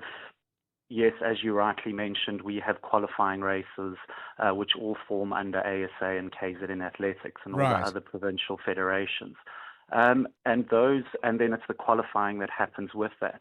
Those are our, use an inverted commas, sort of federation framework that we use. And CMA has now wanted to not be associated with ASA or KZN Athletics and to go independent, but yet now wanting to sort of cherry pick aspects of that framework that now suits them. So it is a little bit of a difficult situation for us, and we're trying to navigate that situation and, like I said, fully understand what the 2027 race is going to look like and how it's going to go forward. So Dr. Matkovich, you say the levies is... please call me Grant, it's a lot easier. Yeah, Grant, I mean, you say that the levies are a matter on the side, but for the CMA, it appears to be quite an important issue. When I began with Mr. DeLay, he was talking about that was an issue that the members wanted to discuss. They wanted certain information about where those levies go and how they're spent and so on. I mean, how do you deal with that mismatch? Because part of a negotiation is to agree on what the issues are. I mean, how would you resolve that if you're saying that's got to be dealt with separately? Okay, sorry. So when you were talking about the bigger issues, I think our bigger issue is the affiliation. Okay. So that is our bigger issue. Yes, the payments of the 2026 race levies are another issue. Okay. So I'm not saying it's not an issue that doesn't need to be dealt with. It is an issue that definitely does need to be dealt with, but our bigger priority is the affiliation sort of aspect of it. Because if we get the affiliation or we get how it's operating, we can then work on the levy aspect. But to work forward on the levies, just to interrupt, but we're going to an SGM on Saturday, which will give us a mandate from our members, our club members, as to how we go forward. So part of that is, do we put 2027 on the race calendar, the 2027 Comrades race day on the race calendar? Do we negotiate with Comrades going forward, and do we seek payments of the 2026 race levy? So we will have a better understanding of a way forward when we've had our SGM on Saturday. Well, we'll certainly watch that with a great deal of interest. Thank you, Dr. Grant Matkovich, KwaZulu-Natal Athletics Board member. Earlier we heard from Alain Delay, who is General Manager of the CMA, the Comrades Marathon Association. Many of you, I know, when we approach Comrades time, we ask about race preps, and after the race, we ask you about how your race went. We get lots and lots of feedback from you. So clearly a big part of life for many members of the 702 family. How are you looking at this? Do you see it as a storm that will probably blow over? Are you confident there's enough time to fix it all up? Give us a call on 011 883 0702 and 072 702 1702. 28 minutes past 4. EWN Business. Stephen Curtis, a very good afternoon to you. Great day for the gold price, good day for the rand. JSE doing pretty well. What's going on? Indeed, good afternoon, and I'd like to hereby confirm I will not be running in the Comrades Marathon next year. Yeah, you and me both. Yeah, the JSE All Share up over a full percent, John, up 1.09%. So Brent crude is slightly lower. Yesterday was platinum's chance to shine. Gold saying, hold my beer. They're up 3.61% at the moment. That's the gold price. Financials up 0.89%. Industrials down 0.75%, and then resources up 5.72%, largely driven by gold shares. So Anglo Gold up nearly 8%. Gold Fields 7.5%. Harmony nearly 7%. Northam 6.5%. DRD Gold up 5.85%. And African Rainbow Minerals ARM, for 2 weeks were down in the doldrums a little bit just after the announcement by Patrice Motsepe. They'll spend about 12 billion rand on capex to extend their current platinum mines. They're now up 5.62%. Suddenly that decision is looking a little stronger. And Implats is up 5.17% as well on the day. But a corporate news around, Sasol saying their headline earnings per share will be up by between 2 and 14% for the 6 months to the end of June. I would offer you a lollipop if you could tell me why, but I know you know why, so I'm keeping my lollipop because of higher fuel prices, obviously. their EBITDA will be up by between 12 and 20%, a 4% increase in sales volumes as a result of better production. Oil prices were up by 7%. Their impairments are down quite significantly too. Glencore back into profit for the first half of the year. Group adjusted EBITDA up 86%. Again, higher fuel and energy prices. Their debt also $1 billion less as a result. They say they're well positioned to reach their copper production targets too. And Supergroup reporting their headline earnings per share for the year to the end of June, expected to be up by between 33 and 40%. PHP down nearly 16%. Primary healthcare properties. Old Mutual down 2.27%. Bidcorp down 2%. So this is really some of the we see some of the financial shares down. So Standard Bank are down 1.9%. Absa's down 1.5%. And Nedbank down 1.25% as well. And Naspers is down 1.5% too. In the US, well, a little bit more optimism around, can you believe it? Partly because of hopes of a peace breakthrough in the Middle East. There had been a slide in the shares of SpaceX and AMD. There had been some forecasts, but companies were investors were unimpressed by that. The Dow Jones is up 1.15%. The Nasdaq is up 0.42%. The S&P 500 is up 0.2%. The gold price, $4,228.53. I can't remember the last time we went about 4,200, John. Platinum, $1,739.73. Brent crude, $78.59. The rand to the dollar, 16.31 to the euro, 18.85 to the British pound, 21.99. Stephen Curtis, EWN Business. Thanks very much, Stephen. Back with us at about 25 minutes past 5. Time to get the latest in Eyewitness News. Things happening here, things happening in other parts of the world. Mbali Dlamini is going to guide us through all of that. Thanks, John. Good afternoon. While President Cyril Ramaphosa intends to oppose applications for leave to appeal the interdict he was granted in the Western Cape High Court last month, the interdict allows for a delay into public hearings of Parliament's impeachment inquiry. The interim interdict will serve until the High Court has reviewed Parliament's Phala report, which Ramaphosa believes is flawed. In an affidavit filed with the Constitutional Court today, Ramaphosa says the applications filed by the Impeachment Committee, the EFF, ATM and the MK Party to oppose that interdict are misguided and lack merit. Lindsay Dentlinger has more. In his affidavit, President Ramaphosa says he's acting on the advice of his legal counsel and does not express any personal views on the legalities of the case. He says nothing will be lost if Parliament waits for the outcome of the next step in his legal challenge against his impeachment before proceeding with the inquiry. Today, the Impeachment Committee has been seized with finalising terms of reference for the inquiry, which includes compelling the President to testify in his own defence. The High Court is due to consider next month the lawfulness of the report that has given rise to the inquiry into the President's conduct following the theft of US dollars from his farm, Phala. For this reason, Ramaphosa says the applicants have made no case for direct access to the Constitutional Court to hear their appeal, and their applications are not urgent. He says the Constitutional Court should only consider appeals in exceptional circumstances. Ramaphosa is asking the Apex Court to dismiss the applications of the 4 applicants with costs. Lindsay Dentlinger, Eyewitness News, Parliament. The DA in Gauteng has submitted a motion of censure against Gauteng Legislature Speaker Morakane Mosupie following a controversial trip to Venezuela. The DA has accused the Speaker of wasting public money while Gauteng residents continue to experience service delivery challenges. Annalita Fandese reports.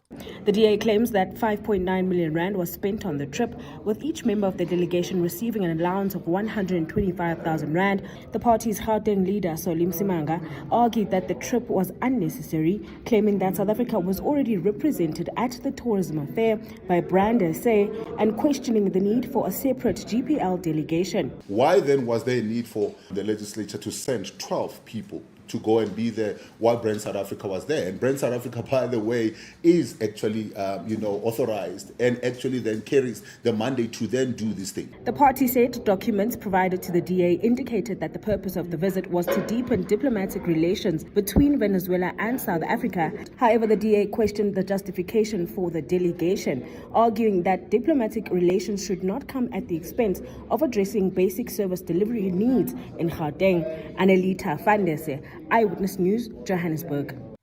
And studies have found climate change has driven butterflies to find new habitats. Researchers found that nearly 80% of the reported shifts in geographic ranges where butterflies were associated with climate change and extreme weather events.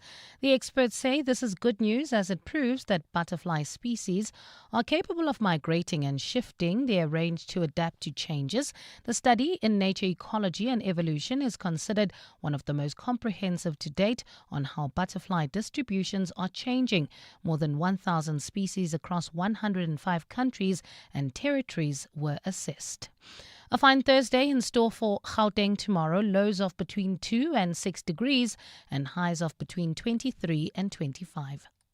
Protea Glen, bumper-to-bumper traffic, N12 westbound from the R554 all the way to the R558, while in Melrose, there's faulty traffic lights at Collet and Ethel Oaklands causing heavy delays, and in Germiston, roadwork still slowing down traffic, N17 eastbound between Wits Rifles and Osborne Road.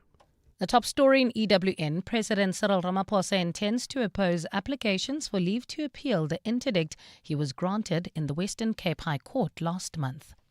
In the last 24 hours, this is what's happened in your world. The president's remarks come as the health sector continues to recover from years of corruption, including irregular procurement, fraud, and the misuse of public funds that have delayed service delivery in some parts of the country. While opening the new Kinyabela Hospital, Ramaphosa said government is intensifying its efforts to hold those responsible to account. We've done much to tackle corruption in health. Stolen funds are being recovered. Alleged perpetrators are being hunted down and prosecuted, but we do need to do more. EWN, in touch, in tune, and independent.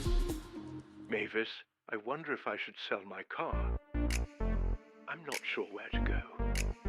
Wanna sell your car, but don't know what to do. You don't have to go far, we come to you. If you're rolling on a 1.5 or a Lacquer 2.2, doesn't matter what you drive, we buy cars once you. We Buy Cars, the easiest way to sell your car by far. Feel the suspense when you unravel the riddle and embark on amazing adventures with Hollywood Bets and Spinazonke Mystery Parcel. You could win your share of 1 million rand in cash and bonus bets when you unlock the prize in the parcel. Bet 2 rand or more on selected Playtech slots every Sunday and Wednesday between 8 a.m. and 11:59 p.m. Available now. T's and C's apply. Hollywood Sportsbook is a licensed betting operator. No persons under the age of 18 years are permitted to gamble. Winners know when to stop. South African Responsible Gambling Foundation toll-free counseling line 0800 006 008 or WhatsApp help to 076 675 0710. Smart business moves save money. Switch to Outsurance Business Insurance and you could get a massive 20% discount on your business insurance premium. Here's Stephen from the Villa Rosa. I was with my previous insurer for 8 years and then I switched to Outsurance Business Insurance. I'm very happy with the premiums and switching was the best decision we ever made. Get a quote to switch and save today. Visit outsurance.co.za or call 0800 60000. Licensed insurer and FSP. TCs and information online. 702. WhatsApp John on 072 702 1702. Hi, John. Good afternoon to you and the listeners of 702. Yes, on the Comrades Marathon Association and KZA and ASAA issue.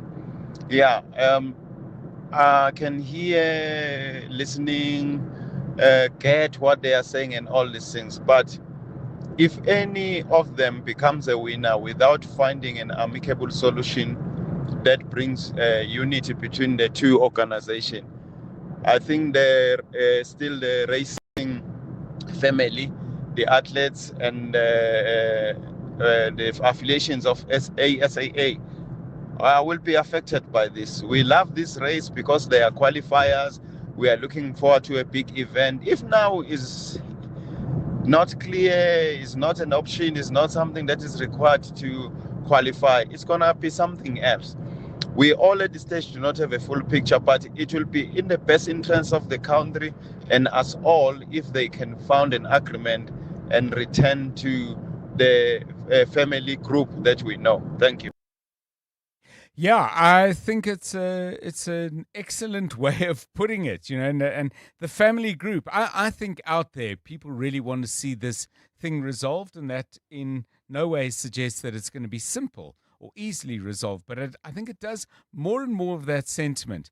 I would think just actually raises the level of responsibility that would need to go into the conversation. But we'll follow with interest, as I said, as you heard a little bit earlier from Grant Matkovich, the SGM Special General Meeting of KZN Athletics on Saturday, and maybe some glimmers of light will emerge from the conversations there. Hope so. It's 20 minutes to 5. We've been asking you about things that you would make sure you go and look after as carefully as you can, because they are irreplaceable, and we're prompted to ask you about what's irreplaceable for you when we heard from Chad Leclerc reflecting on what he's lost following a very, very sad fire at his home in Cape Town. A voice note in a moment, but I just want to share this from Quinn, who makes what I think is a very interesting general point and says, John, there's hope for humanity yet. Nobody's mentioned wads of cash, Krugerrands or sports cars. Most of what 702 Landers cherish most are photos and family heirlooms, and I find that comforting in this mad world of consumerism. Hi, John. Please ask Tolakela if her knife, the brown knife, is the okapi. There's this brown knife that our uncles used to carry long time ago. I remember my mother had it as well during the apartheid era. She was once jailed by the apartheid era police because she had that, and they called it a weapon. But our elders used to carry it around, and I remember my uncles used to slaughter a goat with it, during special occasions. They loved it a lot. We will double check with Tolakele. Is your mother's knife an okapi? There's even a stronger reason then why perhaps you ought to give it back. Not my business. Stay out of it. But if the knife has history, maybe back to mom. Or, maybe you could have timeshare. Knife shares. There's such a thing. Doubt it. It's 18 minutes now to 5 o'clock. EWN Sport. Tolakele, is it an okapi? It's not, John. It's a proper chopping knife, but I do have an okapi because I like to be ready and I stay ready. I have an okapi as well. Yo. do you have it on you now? I can't comment. Security. You should have seen Karabo Charlie's face. And don't make me bring it out, Karabo. Yo. That followed. Okay. He's smiling now. I think we're fine. Okay, what's happening in sport? Well, John, Banyana will take on host Morocco in Saturday's WAFCON quarterfinal after progressing from Group B. Tembi Kgatlana scored the winner as they beat Burkina Faso 1-0 in their final group game to secure their first win of the tournament. Coach Desiree Ellis concedes that while they haven't been at their best during their 3 games, they have a responsibility to represent the country well. We can all talk about we want to do this. We can all have all the tactics. But when you step onto that field, you step on for the team, for yourself, and for everyone else that has made sacrifices around you. So go out there. For that young girl in South Africa who's watching, who wants to be like you, it was important for that. Mohamed Salah has arrived in Istanbul and wearing Trabzon sports kit. That's ahead of his expected move to the Turkish top-tier side. It's a surprise move to the club after the Egyptian was close to joining Besiktas, but negotiations stalled over financial and image rights demands. Salah left Liverpool last season after 9 years in Merseyside and having scored 257 goals in 442 appearances, where he won several trophies, including the Premier League twice and the Champions League once. Switching over to rugby, where Rassie Erasmus says he expects captain Siya Kolisi to pick up where he left off, having named him in the match day 23 for Saturday's test against Argentina. Kolisi is back in contention, having suffered a hamstring strain that saw him withdraw just minutes before kickoff of the opening Nations Championship test against England last month. I think the one guy that we don't have to worry about coming back from injury, not just playing, Sia's experience with that. He does his rehab really on time. He's very diligent with that. And from our experiences, we've never been unsure when we've selected Sia. He's always delivered. But to answer your question on the timing, same as Evan and Loet, as long as he's productive and delivers on the field, we want to get as maximum minutes And Joseph Parker plans to continue his boxing career after confirmation that his suspension has been lifted following a failed drugs test last year. A routine test after his defeat to Fabio Wardley last October returned traces of cocaine, and Parker faced up to 2-year ban from doping. And ahead of that bout, Parker had put his position as the WBO mandatory challenger to undisputed champion Alexander Usyk on the line. That's by taking on the fight against Wardley. Tolagile Mganga, Eyewitness News Sport. EWN Traffic. 4:45 on 702 Drive. This EWN Traffic is brought to you by Outsurance. SMS out to 45142 now. You could save on car insurance. If you don't, ask them for 500 Rand. Karabo Chali is your man, watching the roads, guiding you through all the potential problems. What have you got for us? Let me start in Ekurhuleni, John, where roadworks are causing about a 30-minute delay. That's in the Germiston area heading towards Brakpan N17 eastbound. From Wits Rifles all the way to Osborne in Protea Glen. We still have bumper traffic.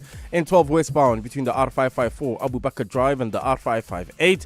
Lone Hill, faulty traffic lights at Lone Hill Boulevard and Main Road causing heavy delays this afternoon. Also in Melrose, faulty traffic lights at Corlett and Ethel Oakland, slowing down traffic, while in the Joburg CBD heading towards Boyson's peak hour traffic. This is on the M1 southbound from Killarney Bends all the way to the Crown Interchange. For the latest traffic updates, you can also follow us on X at EWN Traffic. There's more EWN on air, online, and on the EWN app. Clever excuses for being late, number 92. I had to rescue my cousin's neighbor's cat from a tree. Fortunately, with the Outsurance pointsman on the roads, you no longer have to come up with creative excuses for being late. The Outsurance pointsmen have been easing traffic congestion so we all get to where we need to be quickly and safely for the past 20 years. With Outsurance, you really always get something out. In partnership with 702, Outsurance is a licensed insurer in the FSP. You're with John Perlman on 702. Let's walk the talk. 702 Drive on the subject of knives. Did you guys see the movie Crocodile Dundee? Nope. No? I know of it, but I've never watched it. Anyway, Crocodile Dundee is this larger-than-life character from the Australian outback, and he's in New York. Long story, I won't go into it. And some guys try to mug him, and one guy pulls out a knife, and the character, played by a guy called Paul Hogan, says, "That's not a knife. This is a knife." And he brings out a huge knife. And apparently, according to Wikipedia and other online sources, it's called a Bowie knife. Anyway, check it out. It is enormous, an enormous knife. So, yeah, if you're going to bring in your rakapi, we're going to say, that's not a knife. This is a knife. We won't really, we'll just say it. So, there's often conversation around on 702 in general about parents and what kids learn from parents. And of course, this has been the subject not just of discussion, but in the past of music as well. Teach your children well. Their father's hell did slowly go by, and feed them on your dreams, the one they picked. Crosby, Stills, Nash, sometimes Crosby, Stills, Nash with Neil Young. That was from 1970. And it is, we're just playing it because of a question we were talking about a little bit earlier. What is that one thing that you actually think all parents should teach their children? Is there one thing, a value, a skill? It can be anything you like, but narrow it down to one if you can. The one thing that parents ought to teach kids. What do you think, Tolakele? Can the parents start? Well, I think, John. Yes, absolutely. How about you, Mr. Charlie? Yeah. I think it's already on your mind. Yeah, this is close to home. One thing I'd love to see more black parents or African parents do is teach their kids their African language, at least one vernac. Yes.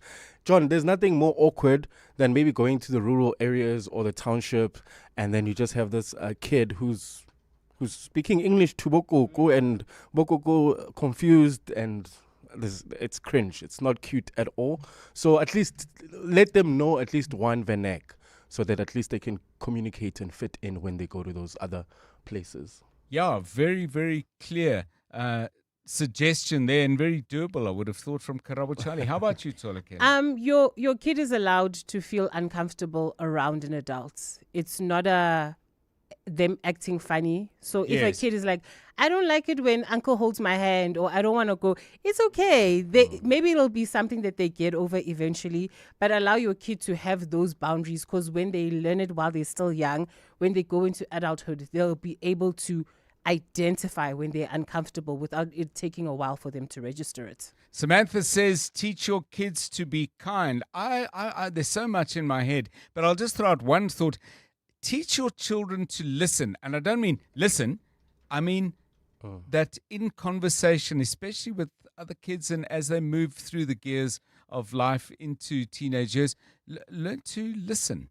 And not just talk. That would be one. But there's so much, and we'd love to hear from you on that. 011 883 0702 and 072 702 1702, 9 minutes to 5. Drive home with John Perlman on 702. Let's walk the talk. So, some very interesting things coming out of Nedbank.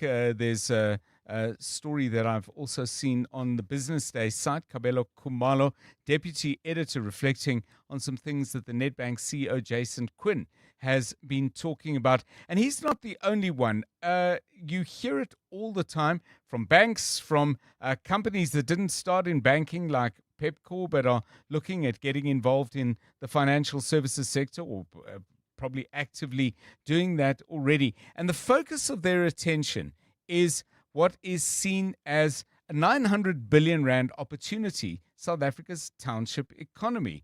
And there are products that are being created in financial services. Hopefully there's money going into loans that are purpose-built. There's technology offerings as well. For example, Nedbank has just purchased the merchant payments business Ikorka.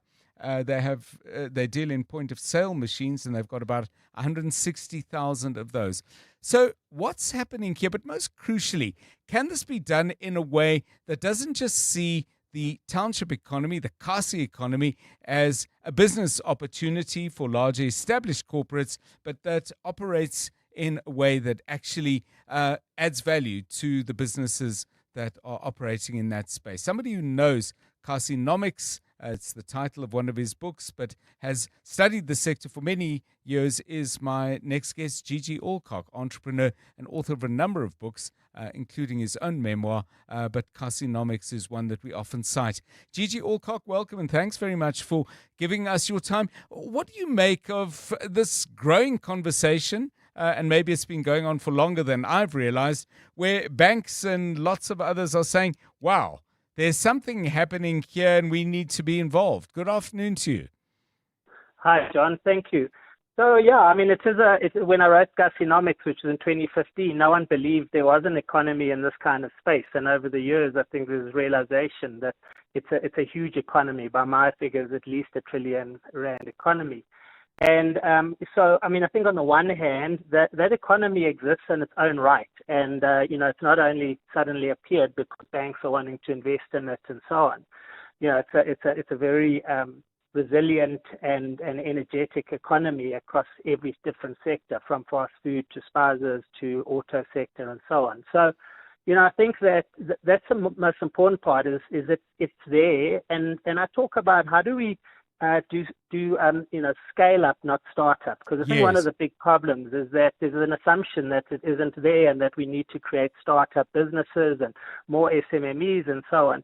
They're actually there. It's really how do we scale those businesses and help them scale. And I think that's where the involvement of businesses needs to be very reciprocal. In Zulu they say zandla ziyakezana, hands wash each other. Yes. Is that how do we have businesses investing in this space where they're actually, creating partnerships? And you mentioned Ikorka that's been acquired by Nedbank. I profiled them in my latest book, Kasinomics Unleashed, because they're not only a kind of a management system, but importantly, them and others like Shop to Shop and Flash and others have now incorporated card acceptance. So, someone in the township can now come and withdraw cash from the till, something they call cash back.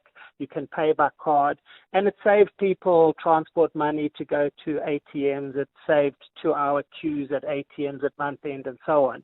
But it's also enabled businesses to go cashless, which is obviously important.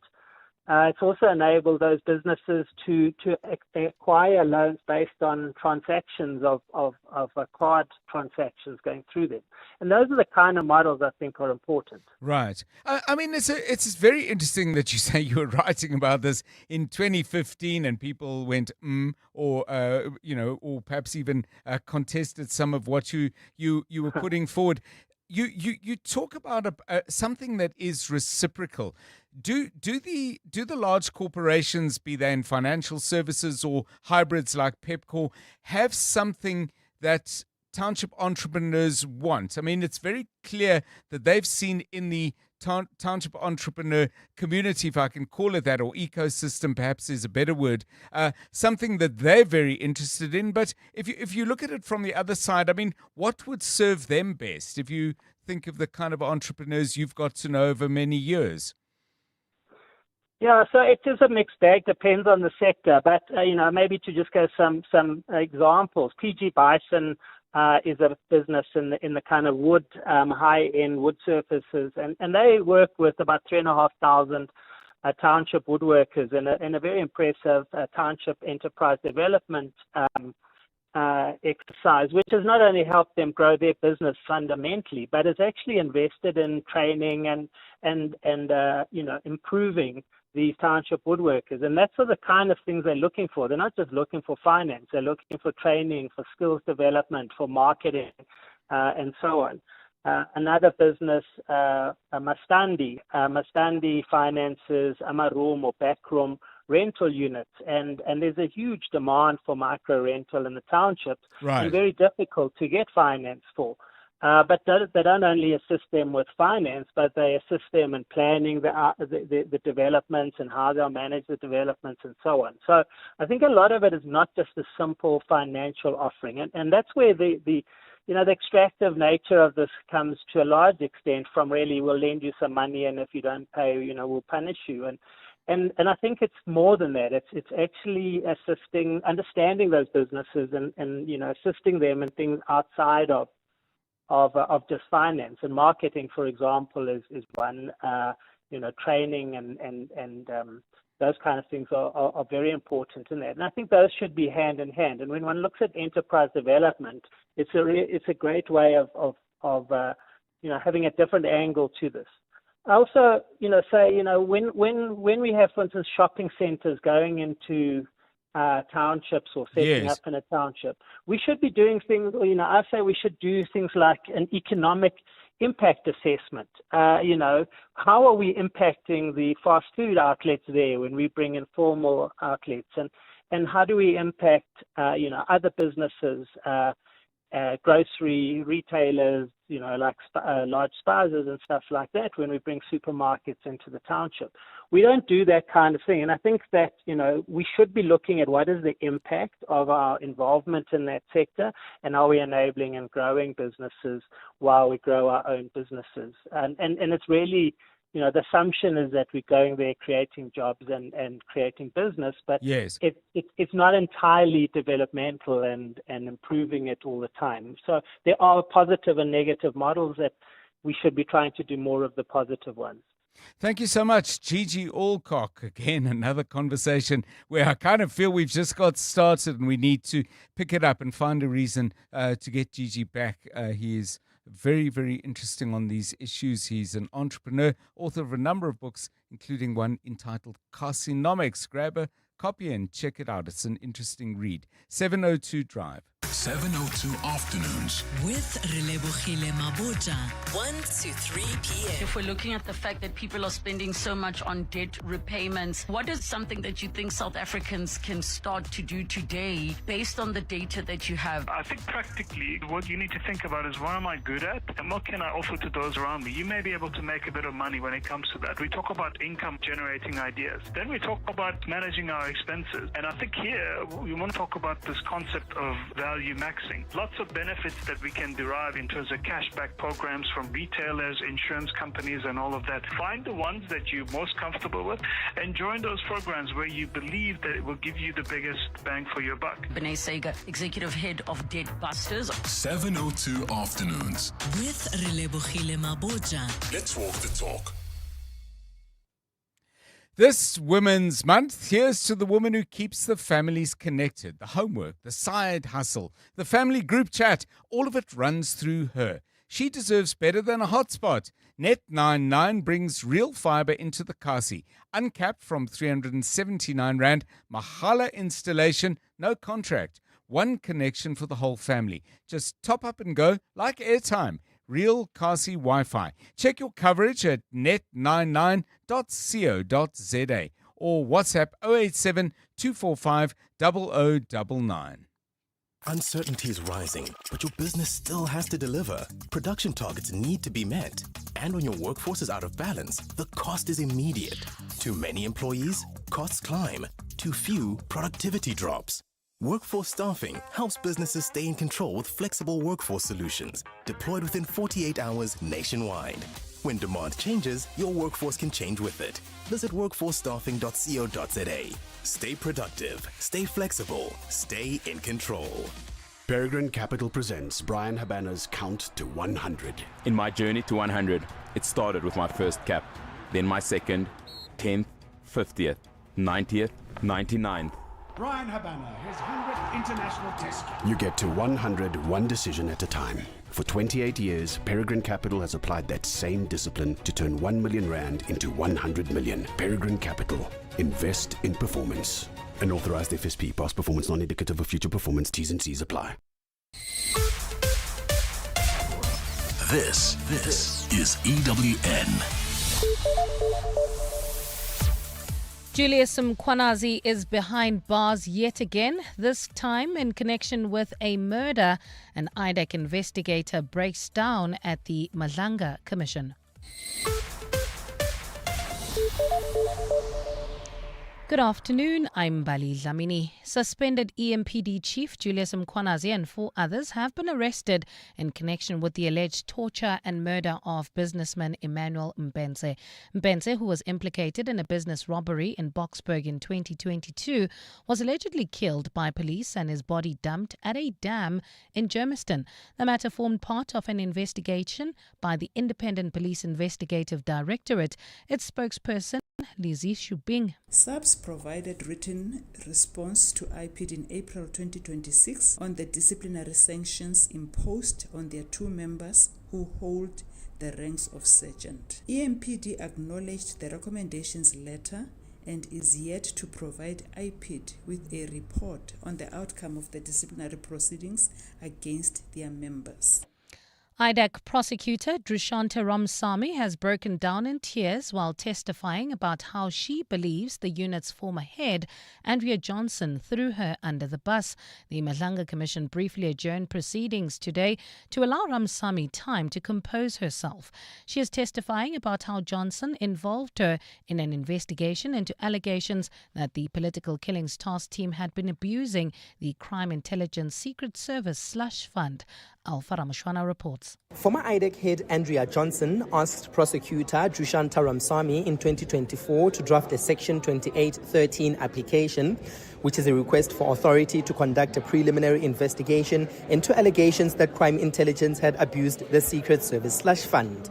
Ramsamy told the Madlanga Commission that Johnson provided her with the information on which the application was based, including the names of the individuals to be investigated. Ramsamy has testified that Johnson lied when she told the Commission that she had not provided her with either the information or the names included in the application. Ramsamy broke down in tears this afternoon as she recounted another one of her 2025 encounters with Johnson. Johnson instructed me to prepare one umbrella, a Section 28, for all crime intelligence matters. May I please have a book? Let's adjourn. Ramsamy will soon return to the Commission to conclude her testimony. Alpha Ramshwana, Eyewitness News, Pretoria.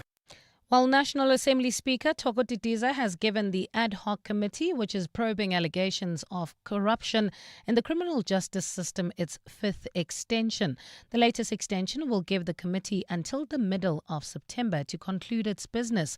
The deadline extension comes as the committee still tries to conclude its draft report months after concluding its hearings. Babalondenze has more. National Assembly Speaker Thoko Didiza has granted the ad hoc committee 5 extensions as MPs struggle to finalize their report and findings. Her last extension was on the 17th of June when she extended the term to the end of July. The committee is still dealing with its third draft report, which most parties are not happy with, and how it makes little or no adverse findings against those implicated. In a notice published by Parliament today, Didiza says the revival of the ad hoc committee is done in terms of the National Assembly rules. She says an ad hoc committee may be revived by decision of the Speaker or a resolution of the House if it has not completed its task by the date set for the completion of the task. Didiza says the committee must report to the National Assembly by no later than the 11th of September. Babalondenze, Eyewitness News. The daughter of Defence Force contractor Nombasa Ndlovu has confirmed being at a meeting with former National Assembly Speaker Nosiviwe Mapisa-Nqakula. Lilita Ndlovu took to the witness stand in the Pretoria High Court to testify on one of the alleged payments her mother made to the former minister. At the time of the alleged corrupt payments, Mapisa-Nqakula was Defence Minister.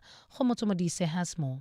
Dressed in a black trench coat and Adidas sneakers, 22-year-old Lilita Ndlovu has told the Pretoria High Court how on a day in July 2019, she had to accompany her mother, Nombasa Ndlovu, to Nosiviwe Mapisa-Nqakula's house because she'd been grounded and was not to be left at home alone. She says her mother told her that a newspaper article was going to be published about her and she needed to stop it.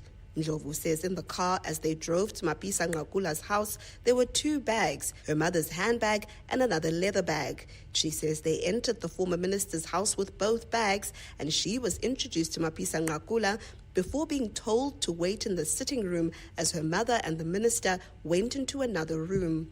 Ndlovu says when they left, Ndlovu walked out only with her handbag. According to her, the next stop was to be the home of a lawyer who would give legal advice on how they could stop the news article from being published.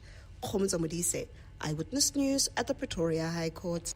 And in Sri Lanka, government has announced the immediate ban of the world's largest online betting sites. The move forms part of a crackdown on unauthorized gambling. Online gambling is legal in Sri Lanka, but operators must register with the authorities and pay licensing fees. As of today, government has ordered local internet providers to bar access from Sri Lanka to 24 major gambling sites. Authorities also warn Sri Lankans that investing in those sites is also illegal. Well, gold is trading at $4,245.68 an ounce. The rand is at 16.30 to the dollar, 21.97 to the pound, 18.83 to the euro, and Brent crude oil is at $80.32 a barrel. Germiston heading towards Brakpan. We still have those roadworks causing about a 20-minute delay. N17 eastbound from Wits Rifles to Osborne.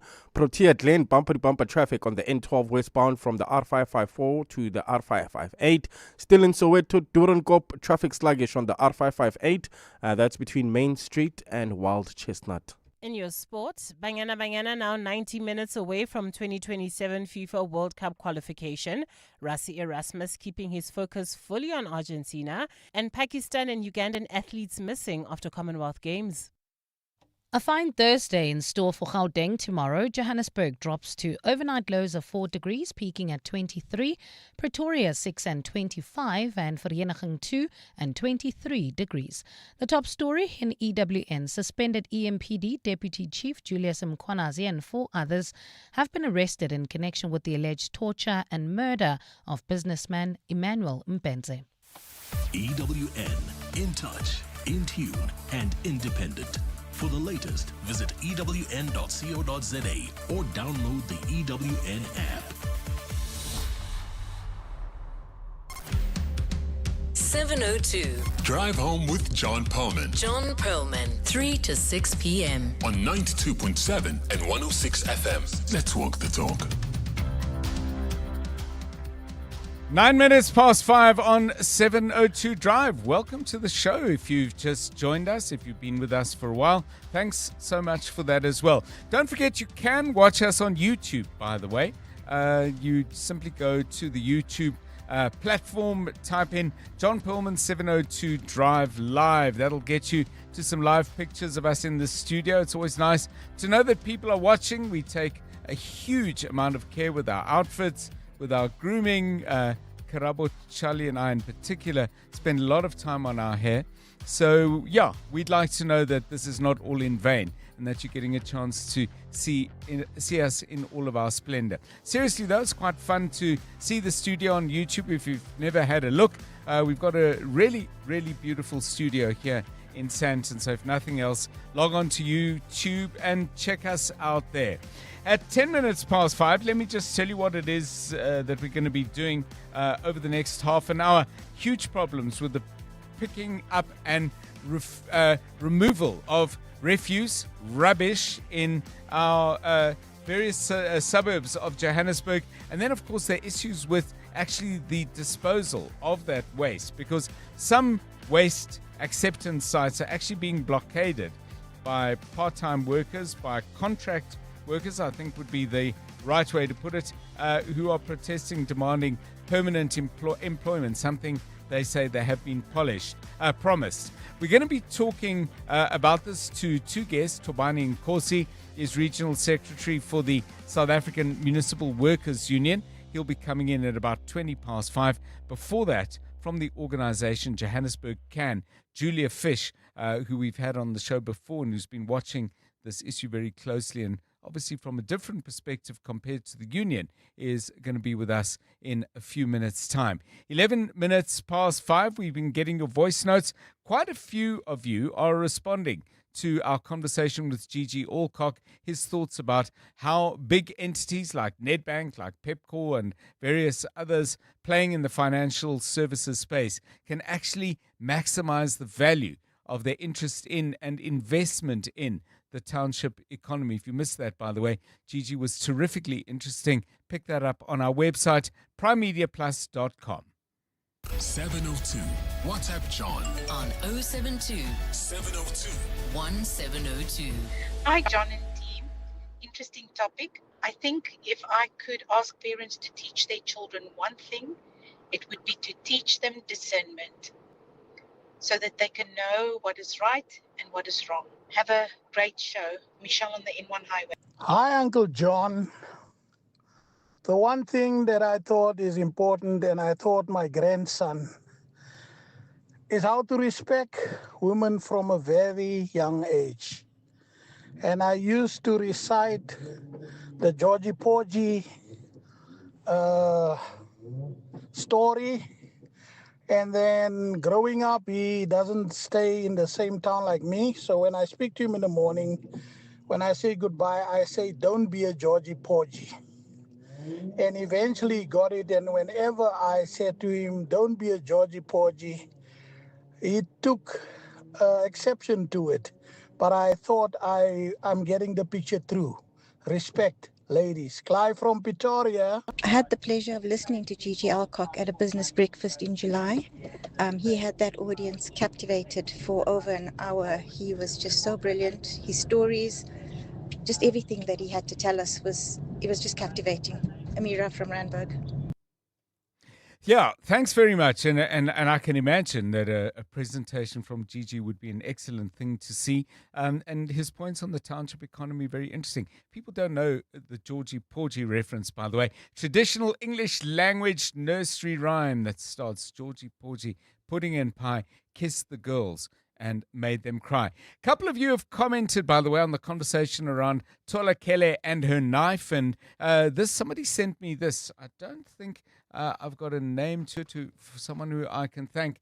Rosalia, thank you, who says, sends me something from AI and says, gifting a knife is widely believed to bring bad luck because the sharp blade symbolically cuts or severs the relationship between the giver and the recipient. To neutralize the superstition, the recipient gives a small coin, like a penny, back to the sender, turning the gift into a symbolic purchase. And I learned that many years ago, by the way. I was staying with somebody, and to cut the story short, he asked me if I would buy him a Leatherman, which includes blades in it. And his intention was that he would give me the money. I was staying in his house, and I said to him, listen, you've been a great host. I'd like to gift this to you. He said, no, I can't accept it as a gift. And this was in London. So I think he gave me a penny or maybe 10p. I can't remember. But just his own response to that belief that this is bad luck if you simply accept a knife as a gift. Very, very interesting. 5:15 on 702 Drive. Let's cut through the traffic if we can. EWN Traffic. Need a big knife to cut through the traffic in Germiston. This EWN Traffic is brought to you by Outsurance. SMS out to 45142 now. You could save on car insurance. If you don't, ask them for 500 Rand.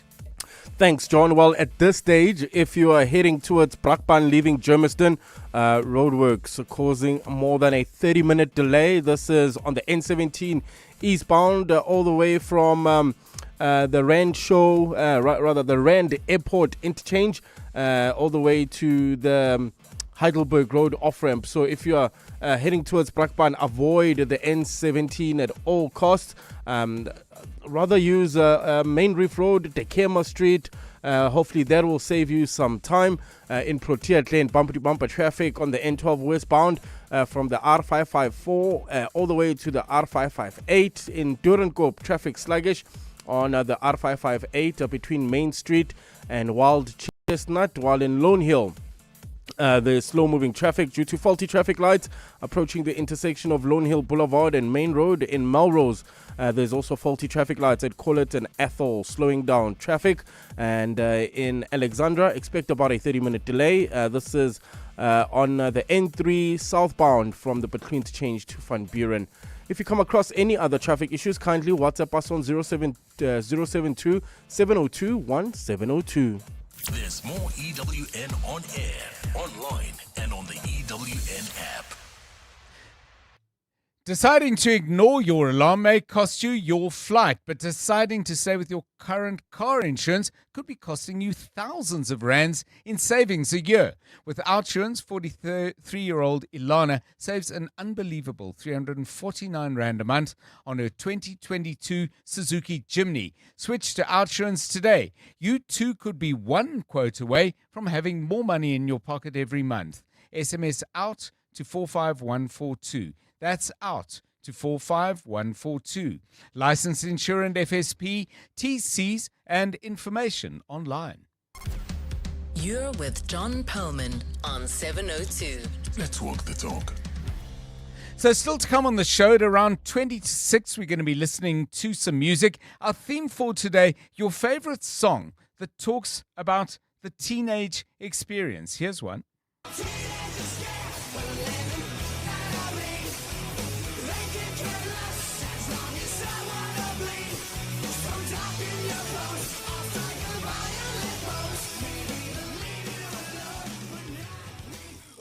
The song is appropriately called Teenagers by My Chemical Romance. Let's get your suggestions, please. Not so much a song that reminds you of your teenage years, but a song that actually talks about being a teenager. Send those, please, to 072 702 1702.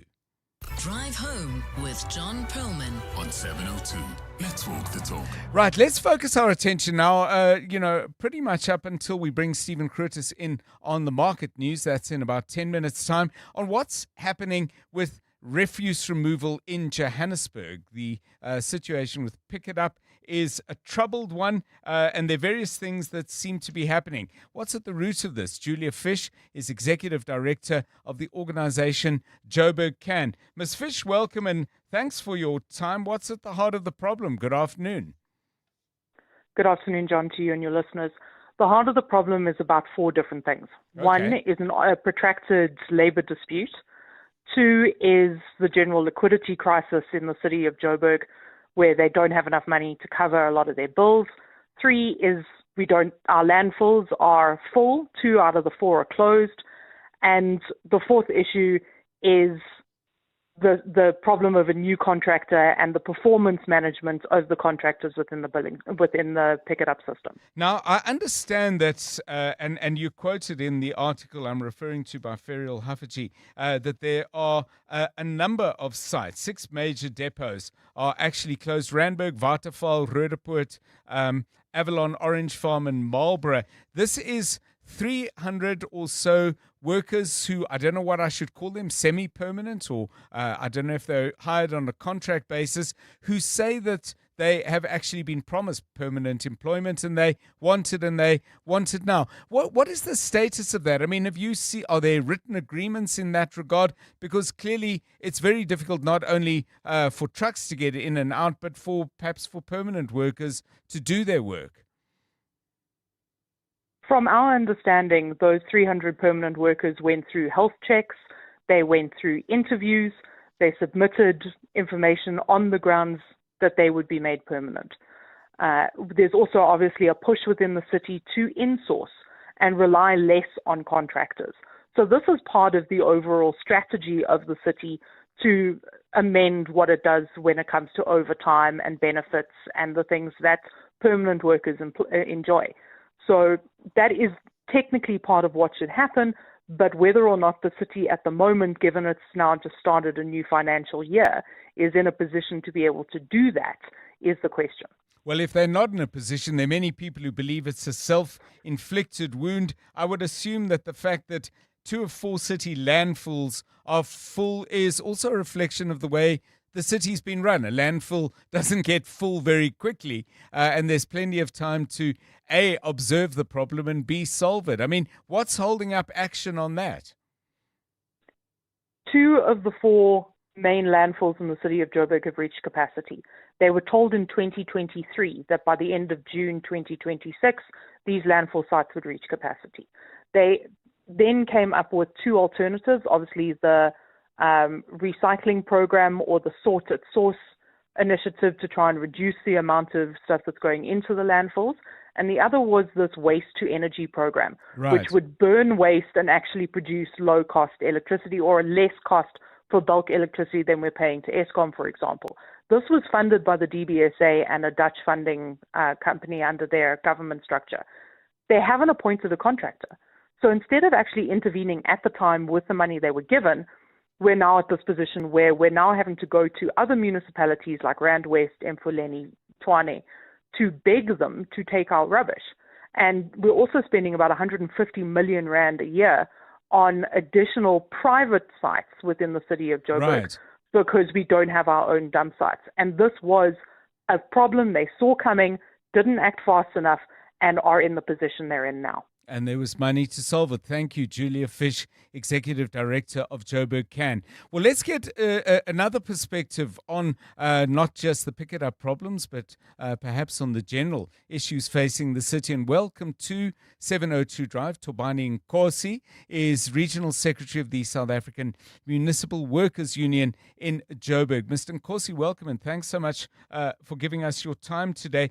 First of all, on the and you'll give me the correct term, the workers who are insisting that they were promised permanent contracts and are now disrupting the work, we understand it, at 6 sites. I don't know if those workers have come to SAMWU and asked for your help in solving it, but what's your take on why this has become such a serious problem? Good afternoon to you. To you and your listeners, indeed, those casual workers approached SAMWU. And after they've approached us, I believe it's in 2024, wherein the city of Johannesburg ran an advert.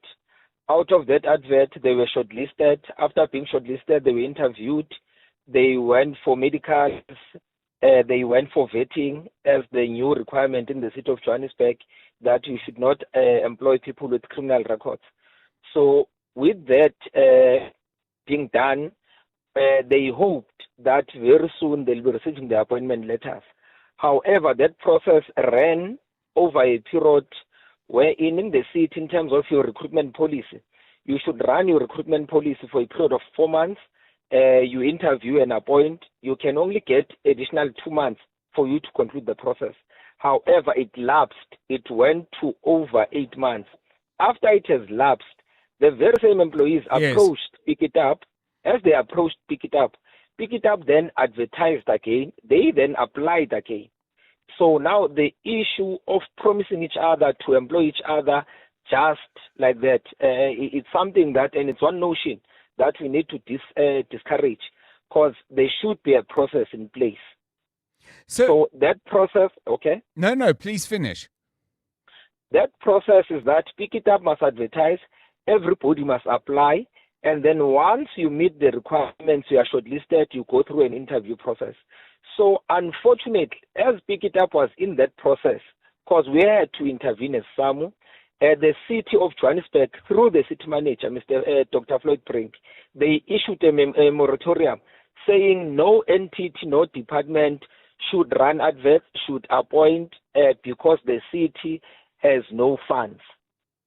That's what created this problem, is that moratorium, because Pikitup was actually ready and proceeding with the shortlisting process. Yeah, and what you said right at the end there, Mr. Nkosi, the city has no funds, is the dark cloud over virtually everything. I mean, does SAMU accept that the city of Joburg is in a dire financial crisis? I know that you have your own dispute, and this goes back. It's a legacy issue that my understanding has its roots in the mid-1990s. But when you look at the numbers, and I'm sure the numbers have been put before you and they've been carefully scrutinized by you and your colleagues, is SAMU in agreement that the city is actually in a dire financial situation? That doesn't, of course, oblige you to accept anything by way of settlement. But what's your take on the numbers? Well, from where we are absolutely disagreeing with the city of Johannesburg. One, there are certain issues that are self-created. Yes. We are saying, city of Johannesburg, you can't be duplicating responsibilities in the city. You go to city power, you've got technicians that are redundant, but you appoint contractors to do their work. So therefore, these are issues that are self-created. Once they are able to manage that, the city will be able to save funds. So currently, from where we are, there's serious wasteful expenditure from the city's side, including its own entities. So with what has happened and what has been presented to us by the city of Johannesburg, it has been verbal. We've never seen any document or any bank account of the city. We are always told that the city doesn't have money. Nobody wants to produce anything that proves to us that indeed in the city of Johannesburg there is no money. So for now, we can't agree with the city that there is no money. All they need to do is to just correct where they're doing wrong.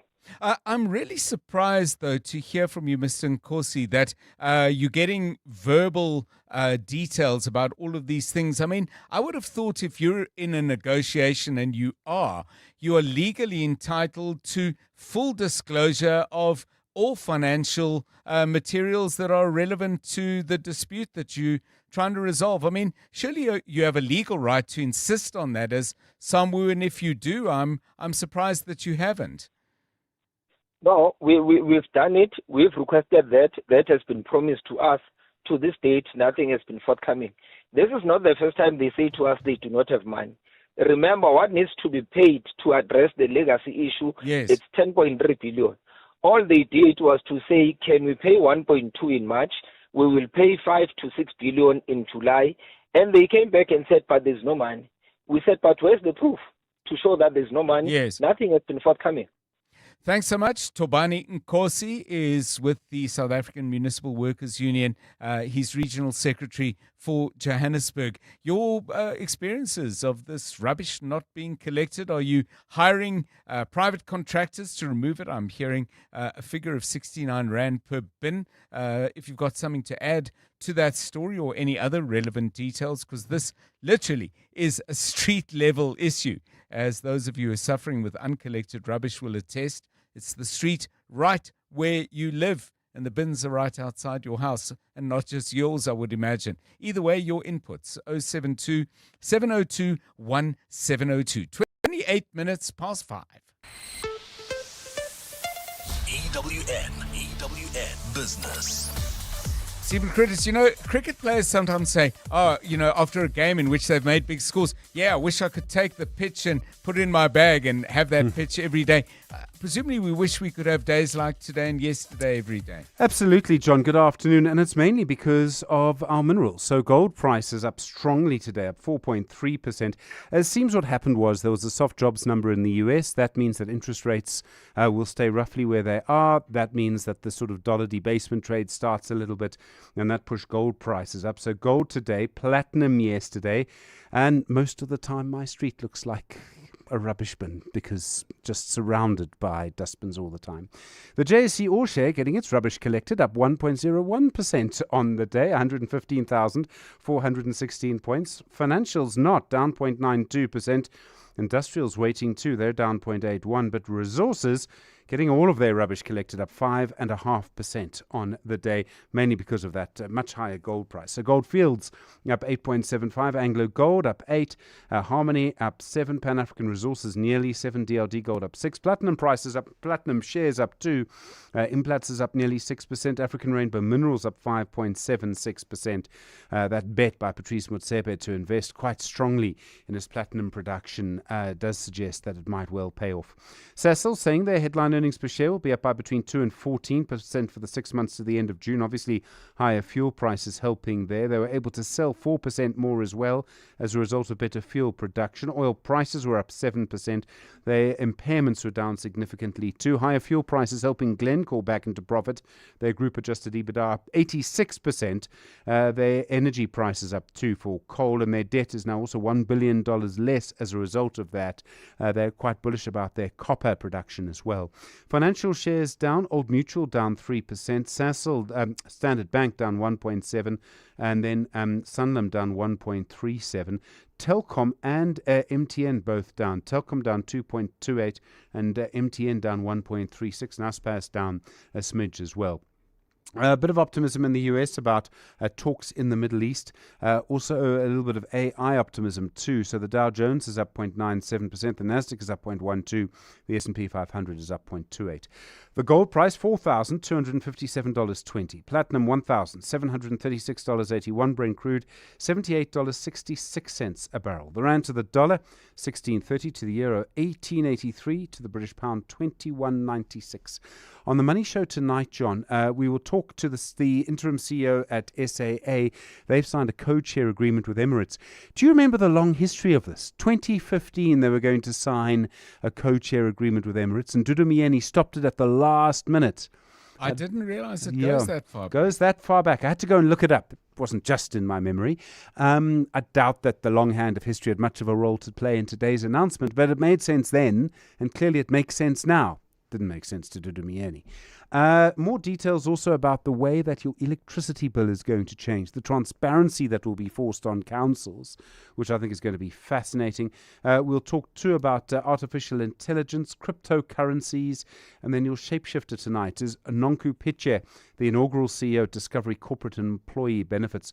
Lots to ask her about the challenges faced by the current generation of women in corporate leadership as compared to, say, the first generation, more your and my generation, if you like, and see if the challenges have changed in any way. I think that's going to be a really interesting conversation. Stephen Curtis, EWN Business. Thanks, Stephen. The Money Show, 6 to 8. Do not miss it. Coming up right now is Mbali Dlamini with the very latest eyewitness news. It's 27 minutes to 6. Thanks, John. Good afternoon. Well, lawyers for President Cyril Ramaphosa have told judges in the Western Cape High Court that the Expropriation Act gives effect to land reform measures already envisioned in the Constitution. The President's legal team has been responding to arguments of those opposing the act. Carlo Peterson reports. Senior counsel for President Cyril Ramaphosa, Advocate Ngwako Mayaneche, today told the court that land reform is essential to advancing equality, dignity and social justice in the country. He argued the Constitution already allows judges to determine what compensation is just and equitable in each case, and that in certain circumstances this could include nil compensation. It may be just and equitable for nil compensation to be paid where land is expropriated in the public interest, that is, for land reform basically, having regard to all relevant circumstances. The presidency maintains the new Expropriation Act simply aligns expropriation law with constitutional provisions and replaces the outdated 1975 legislation. Carlo Peterson, Eyewitness News. The Department of International Relations has urged the African Union to convene a continent-wide summit on immigration instead of limiting the conversation solely around South Africa. This comes after the AU rejected Ghana's attempt to have the AU discuss what it calls xenophobia in South Africa. At a media briefing in Pretoria today, the department says the issue of immigration in Africa is a continent-wide problem. Thabiso Koba reports. The latest data from the United Nations show most African immigrants usually move to neighboring African countries instead of outside the continent. South Africa is a premier destination for many, with Statistics SA saying about 3 million African-born immigrants live in the country. International Relations Minister Ronald Lamola says it would be reductive to treat the issue of immigration as solely a South African matter. So just discussing South Africa when dealing with migration in the continent will not resolve the problem. It's a problem that must be engaged comprehensively with all its facets. Lamola says South Africa will be making the proposal of a continent-wide summit to the AU soon. Thabiso Koba, Eyewitness News. And in the UK, a woman has been arrested following the stabbing of 4 people in central London. Police attended to the scene this afternoon following several reports. 4 people were taken to a trauma unit following the incident. According to reports, the suspect is a 47-year-old woman and the victims are 4 men aged between 34 and 52. A fine Thursday in store for Gauteng tomorrow. Lows of between 2 and 6 degrees and highs of between 23 and 25. Germiston roadworks causing about a 20-minute delay on the N17 eastbound from Wits Rifles to Osborne Road. Boksburg, there's a slow-moving traffic on the N12 eastbound. This is from the R21 Rietfontein off-ramp to the Atlas off-ramp. This is due to an earlier accident. And in Protea Glen, we still have bumper-to-bumper traffic on the N12 westbound between the R554 Abu Bakr Drive and the R558. The top story in EWN, lawyers for President Cyril Ramaphosa have told judges in the Western Cape High Court that the Expropriation Act gives effect to land reform measures already in the Constitution. Clement Maniatella. Weekday mornings, 9 to 12. 9 to 12. The Mpati Commission of Inquiry recommended that the chair should ideally be an independent, non-executive person with specific expertise in pension funds, financial markets and investments rather than a political appointee. So why is this recommendation being ignored? Because even now the chair is a political appointee. It's not ignored. We are doing an assessment of all the governance changes Mpati's recommendations. We will be tabling a proposal before Cabinet to make the changes in line with the Mpati Commission. Will that include the change of ensuring that the chair is an independent person, non-executive person? Precisely. Ino Kotongwana, the Minister of Finance. Clements Maniatella. 9 to 12 on 702. Times are tough, but your bank account shouldn't have to feel it. Get relief with some extra cash when you sell your gold and diamond jewelry, Krugerrands, gold coins, or luxury watches to Gold Capital. Not only does Gold Capital come to you, we also give you free and honest appraisals for your luxury items. So don't wait. Call Gold Capital today and get paid immediately. Gold Capital, South Africa's most trusted gold brokers since 1992. The course is ready. The players are set. Watch as they step up to the tee and go for glory. From booming drives to crucial putts, birdies, eagles, and hole-in-ones, every shot could change the game. The tension is rising with every swing as the world's best battle it out. Explore an exciting selection of golf offerings with Hollywood bets and back your favorites on the fairway. Bet now. T's and C's apply. Hollywood Sportsbook is a licensed betting operator. No persons under the age of 18 years are permitted to gamble. Winners know when to stop. South African Responsible Gambling Foundation toll-free counselling line 0800 006 008 or WhatsApp HELP to 076 675 0710. What's for dinner tonight, South Africa? Hiya, Jamie Oliver here. Dinner stress? Forget it. I've teamed up with Checkers to bring you some of my favourite recipes the whole family will love. Like my chili con carne meatballs. Proper comfort food from me and Checkers. Easy peasy and delicious. Shop the ingredients on Checkers 6060 and boom, delivered in 60 minutes. Every week, 5 brand new dinner ideas. Checkers, dinner done better. 702. WhatsApp John on 072 702 1702. If we pay 70 Rand a bin, we still have to pay on our rates. So whether Pikitup picks up the rubbish or not, we still have to pay. Everyone still has to pay. I don't feel like that's right. Hi John, Abdul here from Benoni. The thing I always taught my kids was not just to know right from wrong, but to choose right over wrong. Bye. Yeah, beautifully put, Abdul. Thank you. Not just to know right from wrong, but to choose right from wrong. Yeah, I like that. Listen, having to pay for the bins to be removed is absolutely not right. I've done that before. I live in a block of flats, and you can imagine the volume of rubbish that accumulates. I think we've got about 32 units there, and at a certain point, it was becoming untenable. But the point is absolutely right. You're already paying. You're not getting the service. But I think for some people, needs must. And don't get me wrong. I'm asking if you paying for the removal. I'm not proposing that you do. But if people do, I can certainly understand why. 20 minutes to 6. EWN Sport. Tolakele Mganga with the very latest Banyana. Well, they're through to the knockout stages where I suppose anything can happen, eh? Absolutely, John. And they're one game away from 2027 World Cup qualification, having advanced to the quarterfinals of WAFCON. Atembi Kgatlana goal was enough to secure victory over Burkina Faso in their final Group B match as they set up a last 8 showdown with tournament host Morocco. And having failed to put on their best foot forward so far in this tournament, Coach Desiree Ellis is hoping that her players can rediscover their flair in an attempt to reignite their title bid. History shows that we can do it, but it doesn't give us a divine right that it is going to happen. Nobody's going to give us anything if we don't work for it. And I think it's a different team with different challenges, the home crowd, all of that comes into play. But I think our players have travelled all over Africa and been in situations where we had no fans and just come up with a result. And it's going to be something like that. Gabriela Salgado won her 50th cap in that win over Burkina Faso along with Hilda Magaya, and she's looked ahead to the showdown with the Atlas Lions. It's going to be a tough one, but we know what's at stake. There's no time to make any mistakes. I think we started off the tournament a bit shaky, but we built momentum going forward, and the victory today gives us that confidence going into the next. It's not going to be an easy one, but we've been in this situation before, I think in 2022 in the final, and South Africa did the thing. So hopefully going into this game, we'll be confident. As I said, we're going off a win. We know what's at stake. We want to go to the World Cup. So, yeah, going to give it our best. Springbok coach Rassie Erasmus has refused to be drawn into the controversy surrounding Argentina's discipline that's ahead of their test on Saturday. The Pumas were beaten by England in an ill-tempered Nations Championship test last month that saw 7 yellow cards issued.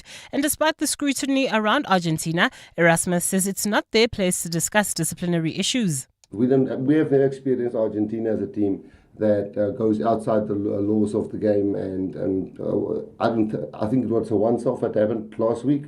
We've never experienced them to be a team that's negative or too feisty, and obviously they're very hard men and physical guys, but we've never found them to be unsportsmanlike in games. Road running legend Blanche Moyla has added another chapter to her career after completing her 100 Spa Women's Challenge 10-kilometer race. The 69-year-old former nurse became only the 5th runner to reach the milestone. She achieved it at the Tshwane event, which attracted a record 18,000 entrants. And Scottish police are investigating reports of Uganda and Pakistan boxers being unaccounted for, having failed to return home after competing at the Commonwealth Games. 4 of Uganda's 6-member boxing team went missing ahead of the team's scheduled return home on Tuesday, and one of them told reporters that they plan to seek asylum. For Pakistan, they say one of their boxers failed to show up for a flight home on Tuesday. Tolakele Mganga, Eyewitness News Sport. EWN Traffic. Okay, it's 17 minutes to 6. We've had some snags throughout the day, some areas that are a bit jammed up. Let's find out what the very latest situation is. Here's Karabo Charlie once again. Germiston, we still have those roadworks causing about a 20-minute delay heading towards Brakpan, N17 eastbound from Wits Rifles to Osborne Road. Boksburg, traffic sluggish on the N12 eastbound. This is from the R21 Rietfontein off-ramp to Atlas Road due to an accident. In Rivonia, Sunning Hill roadworks still causing heavy delays approaching the intersection of Rivonia Road and Witkoppen. Bryanston travelling towards four ways. Slow-moving traffic N1 southbound from the Petru interchange to Winnie Mandela Drive. In Protea Glen, we still have bumper traffic N12 west from the R554 Abu Bakr Drive to the R558 Dorenkop. Still in Soweto, traffic sluggish.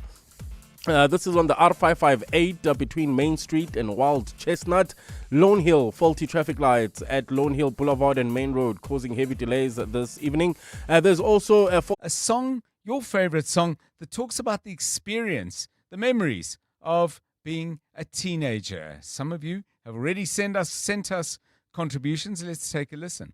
702. WhatsApp John on 072 702 1702. Here is the song. It's called Teenage Dirtbag by Wheatus.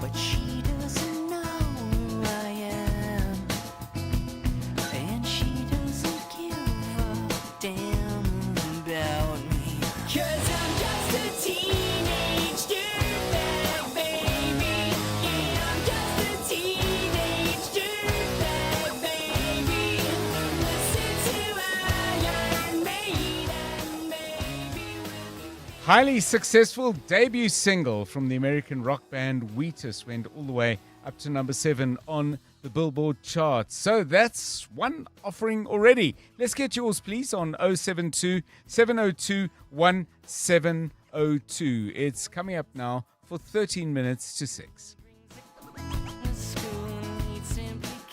702 Afternoons with Relebohile Maboja, 1 to 3 p.m. If we're looking at the fact that people are spending so much on debt repayments, what is something that you think South Africans can start to do today based on the data that you have? I think practically what you need to think about is, what am I good at and what can I offer to those around me? You may be able to make a bit of money when it comes to that. We talk about income generating ideas. Then we talk about managing our expenses. And I think here we want to talk about this concept of value maxing. Lots of benefits that we can derive in terms of cashback programs from retailers, insurance companies, and all of that. Find the ones that you're most comfortable with and join those programs where you believe that it will give you the biggest bang for your buck. Benay Sega, Executive Head of Debt Busters. 702 Afternoons with Relebohile Maboja. Let's walk the talk. So the other day I get this call from an insurance company.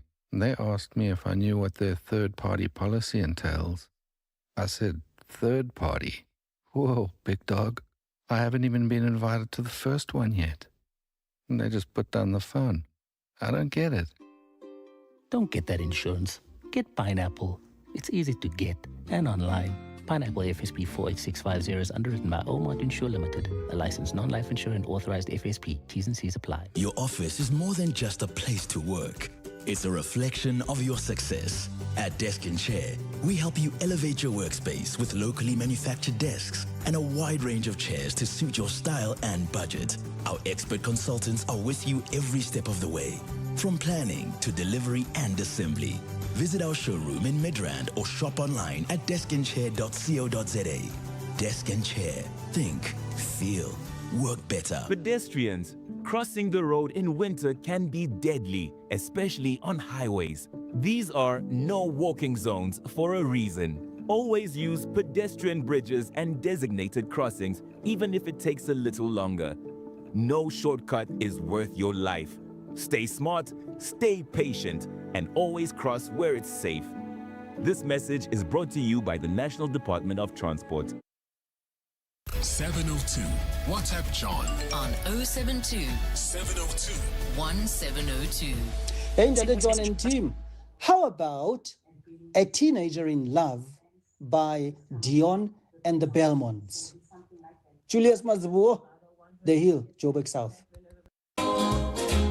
Each time we have a quarrel, it almost breaks my heart, 'cause I'm so afraid that we will have to part. each night I ask the stars up above, why must I be a teenager in love? One day I feel so happy, the next day I feel so sad. I guess I'll learn to take the good with the bad, 'cause each night I ask. A Teenager in Love by Dion and the Belmonts. You know, yesterday we were talking about songs that came out before you were born. And finally, there's a song that came out before I was born. I know that was yesterday's theme. That one released in March 1959. Good stuff there. Okay, now V has sent us this, again, going back a little, but a wonderful track as well. Sam Cooke, it's called Only 16. She was only 16, only 16. I loved her so, but she was too young to fall in love, and I was too young to know. We'd laugh and we'd sing and do the little things that made my heart glow. But she was too young to fall in love, and I was too young to know. Why did I give my heart? Sam Cooke, and yeah, there's another one. Out before I was born. That one from May 1959. Cool stuff. What a voice, Sam Cooke. More of your voice notes. Here we go. Hey, John, the best teenage song has to be Stacey's Mom. That's the ultimate. Has to be. Morris, Dainfern. Tata John, afternoon. So a song that comes to mind is the Miley Cyrus We Can't Stop song. Growing up as teenagers, and they always think they've got it all and they can do what they want to do. Thank you, Tata John. Lovely show as always. Melanie from Joburg. Thanks, hey. Bye. It's our party, we can do what we want. It's our party, we can say what we want. It's our party, we can love what we want. We can kiss what we want. We can screw what we want. It's our party, we can do what we want. It's our party, we can say what we want. It's our party, we can love what we want. We can kiss what we want. We can screw what we want. Red cousins, sweaty bodies everywhere. Hands in the air like we don't care. 'Cause we came to have so much fun now. That somebody here might get some now. If you're not ready to go home, can I get a hell no? 'Cause we gonna go all night till we see the sunlight. Alright. So la-da-dee-da-dee, we like to party. Dancing with Molly, doing whatever we want.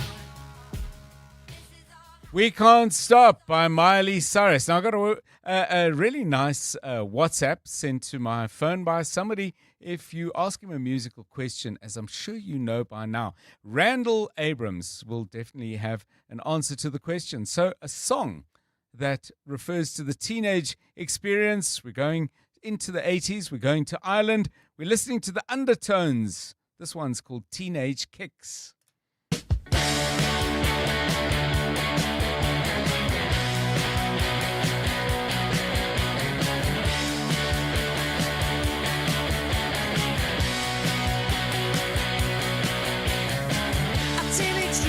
So hard to beat.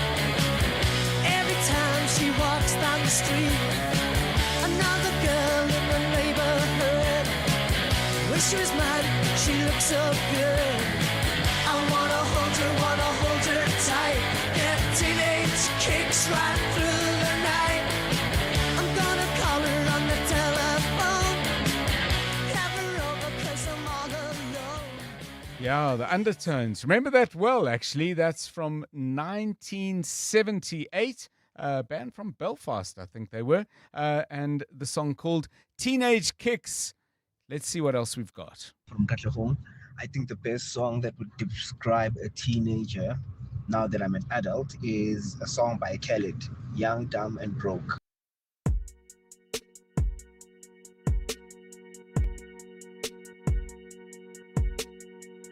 So you're you're still thinking of me, just like I know you should. I cannot give you everything, you know I wish I could. I'm so high at the moment, I'm so caught up in this. Yeah, we're just young, dumb, and broke, but we still got love to give while we're young, dumb, young, dumb, and broke. Young, dumb, young, dumb, and broke. Young, dumb, young, dumb, and broke. Young, dumb, broke high school kid.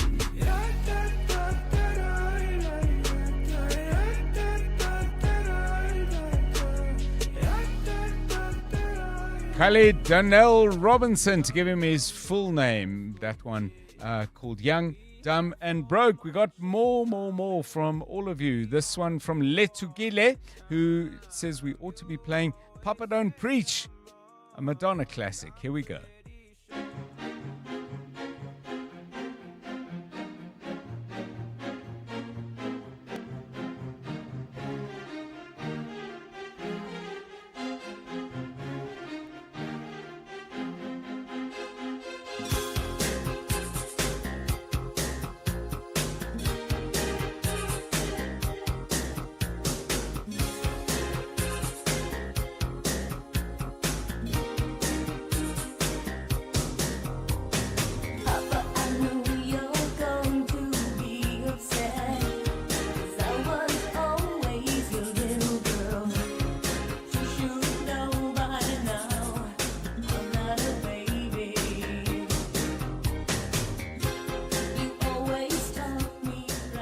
Madonna's third album, that one, True Blue, from the mid-1980s. We're going to go way back, well, relatively speaking, at least in time, into the 70s, courtesy of Dylan, who suggests that we listen to The Who. This one's called Baba O'Reilly.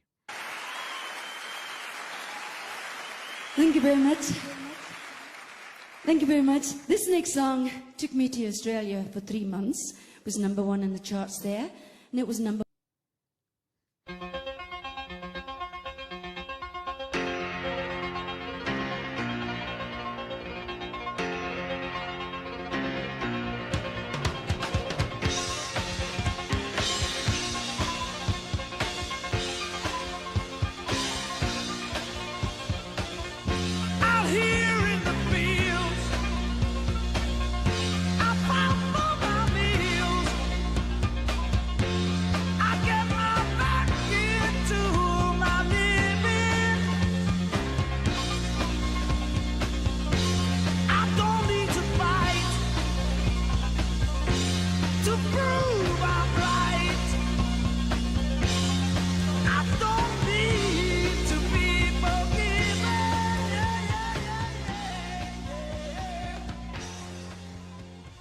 Baba O'Reilly, that one from The Who. Apparently, Pete Townsend, lead guitarist, said the song was inspired by the desolation that he saw after a major festival where they performed, and he coined the phrase, Teenage Wasteland. Another voice note. Hi, John. Not too sure whether Hey 19 by Steely Dan will qualify for a teenage song, but I presume 19 refers to the teenage years. I'm not too sure. But anyway, this is Carlos from Pretoria.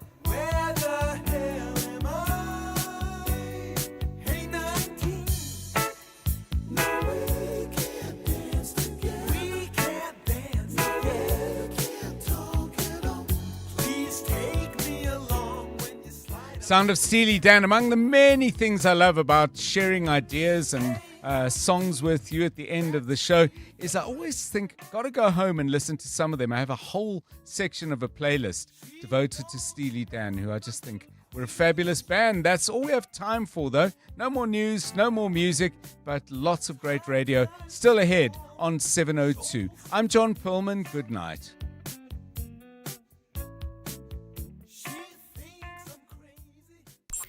And now, The Money Show. With Stephen Grootes, live on 92.7 and 106 FM. Streaming on the Prime Media Plus app. And DSTV channel 856.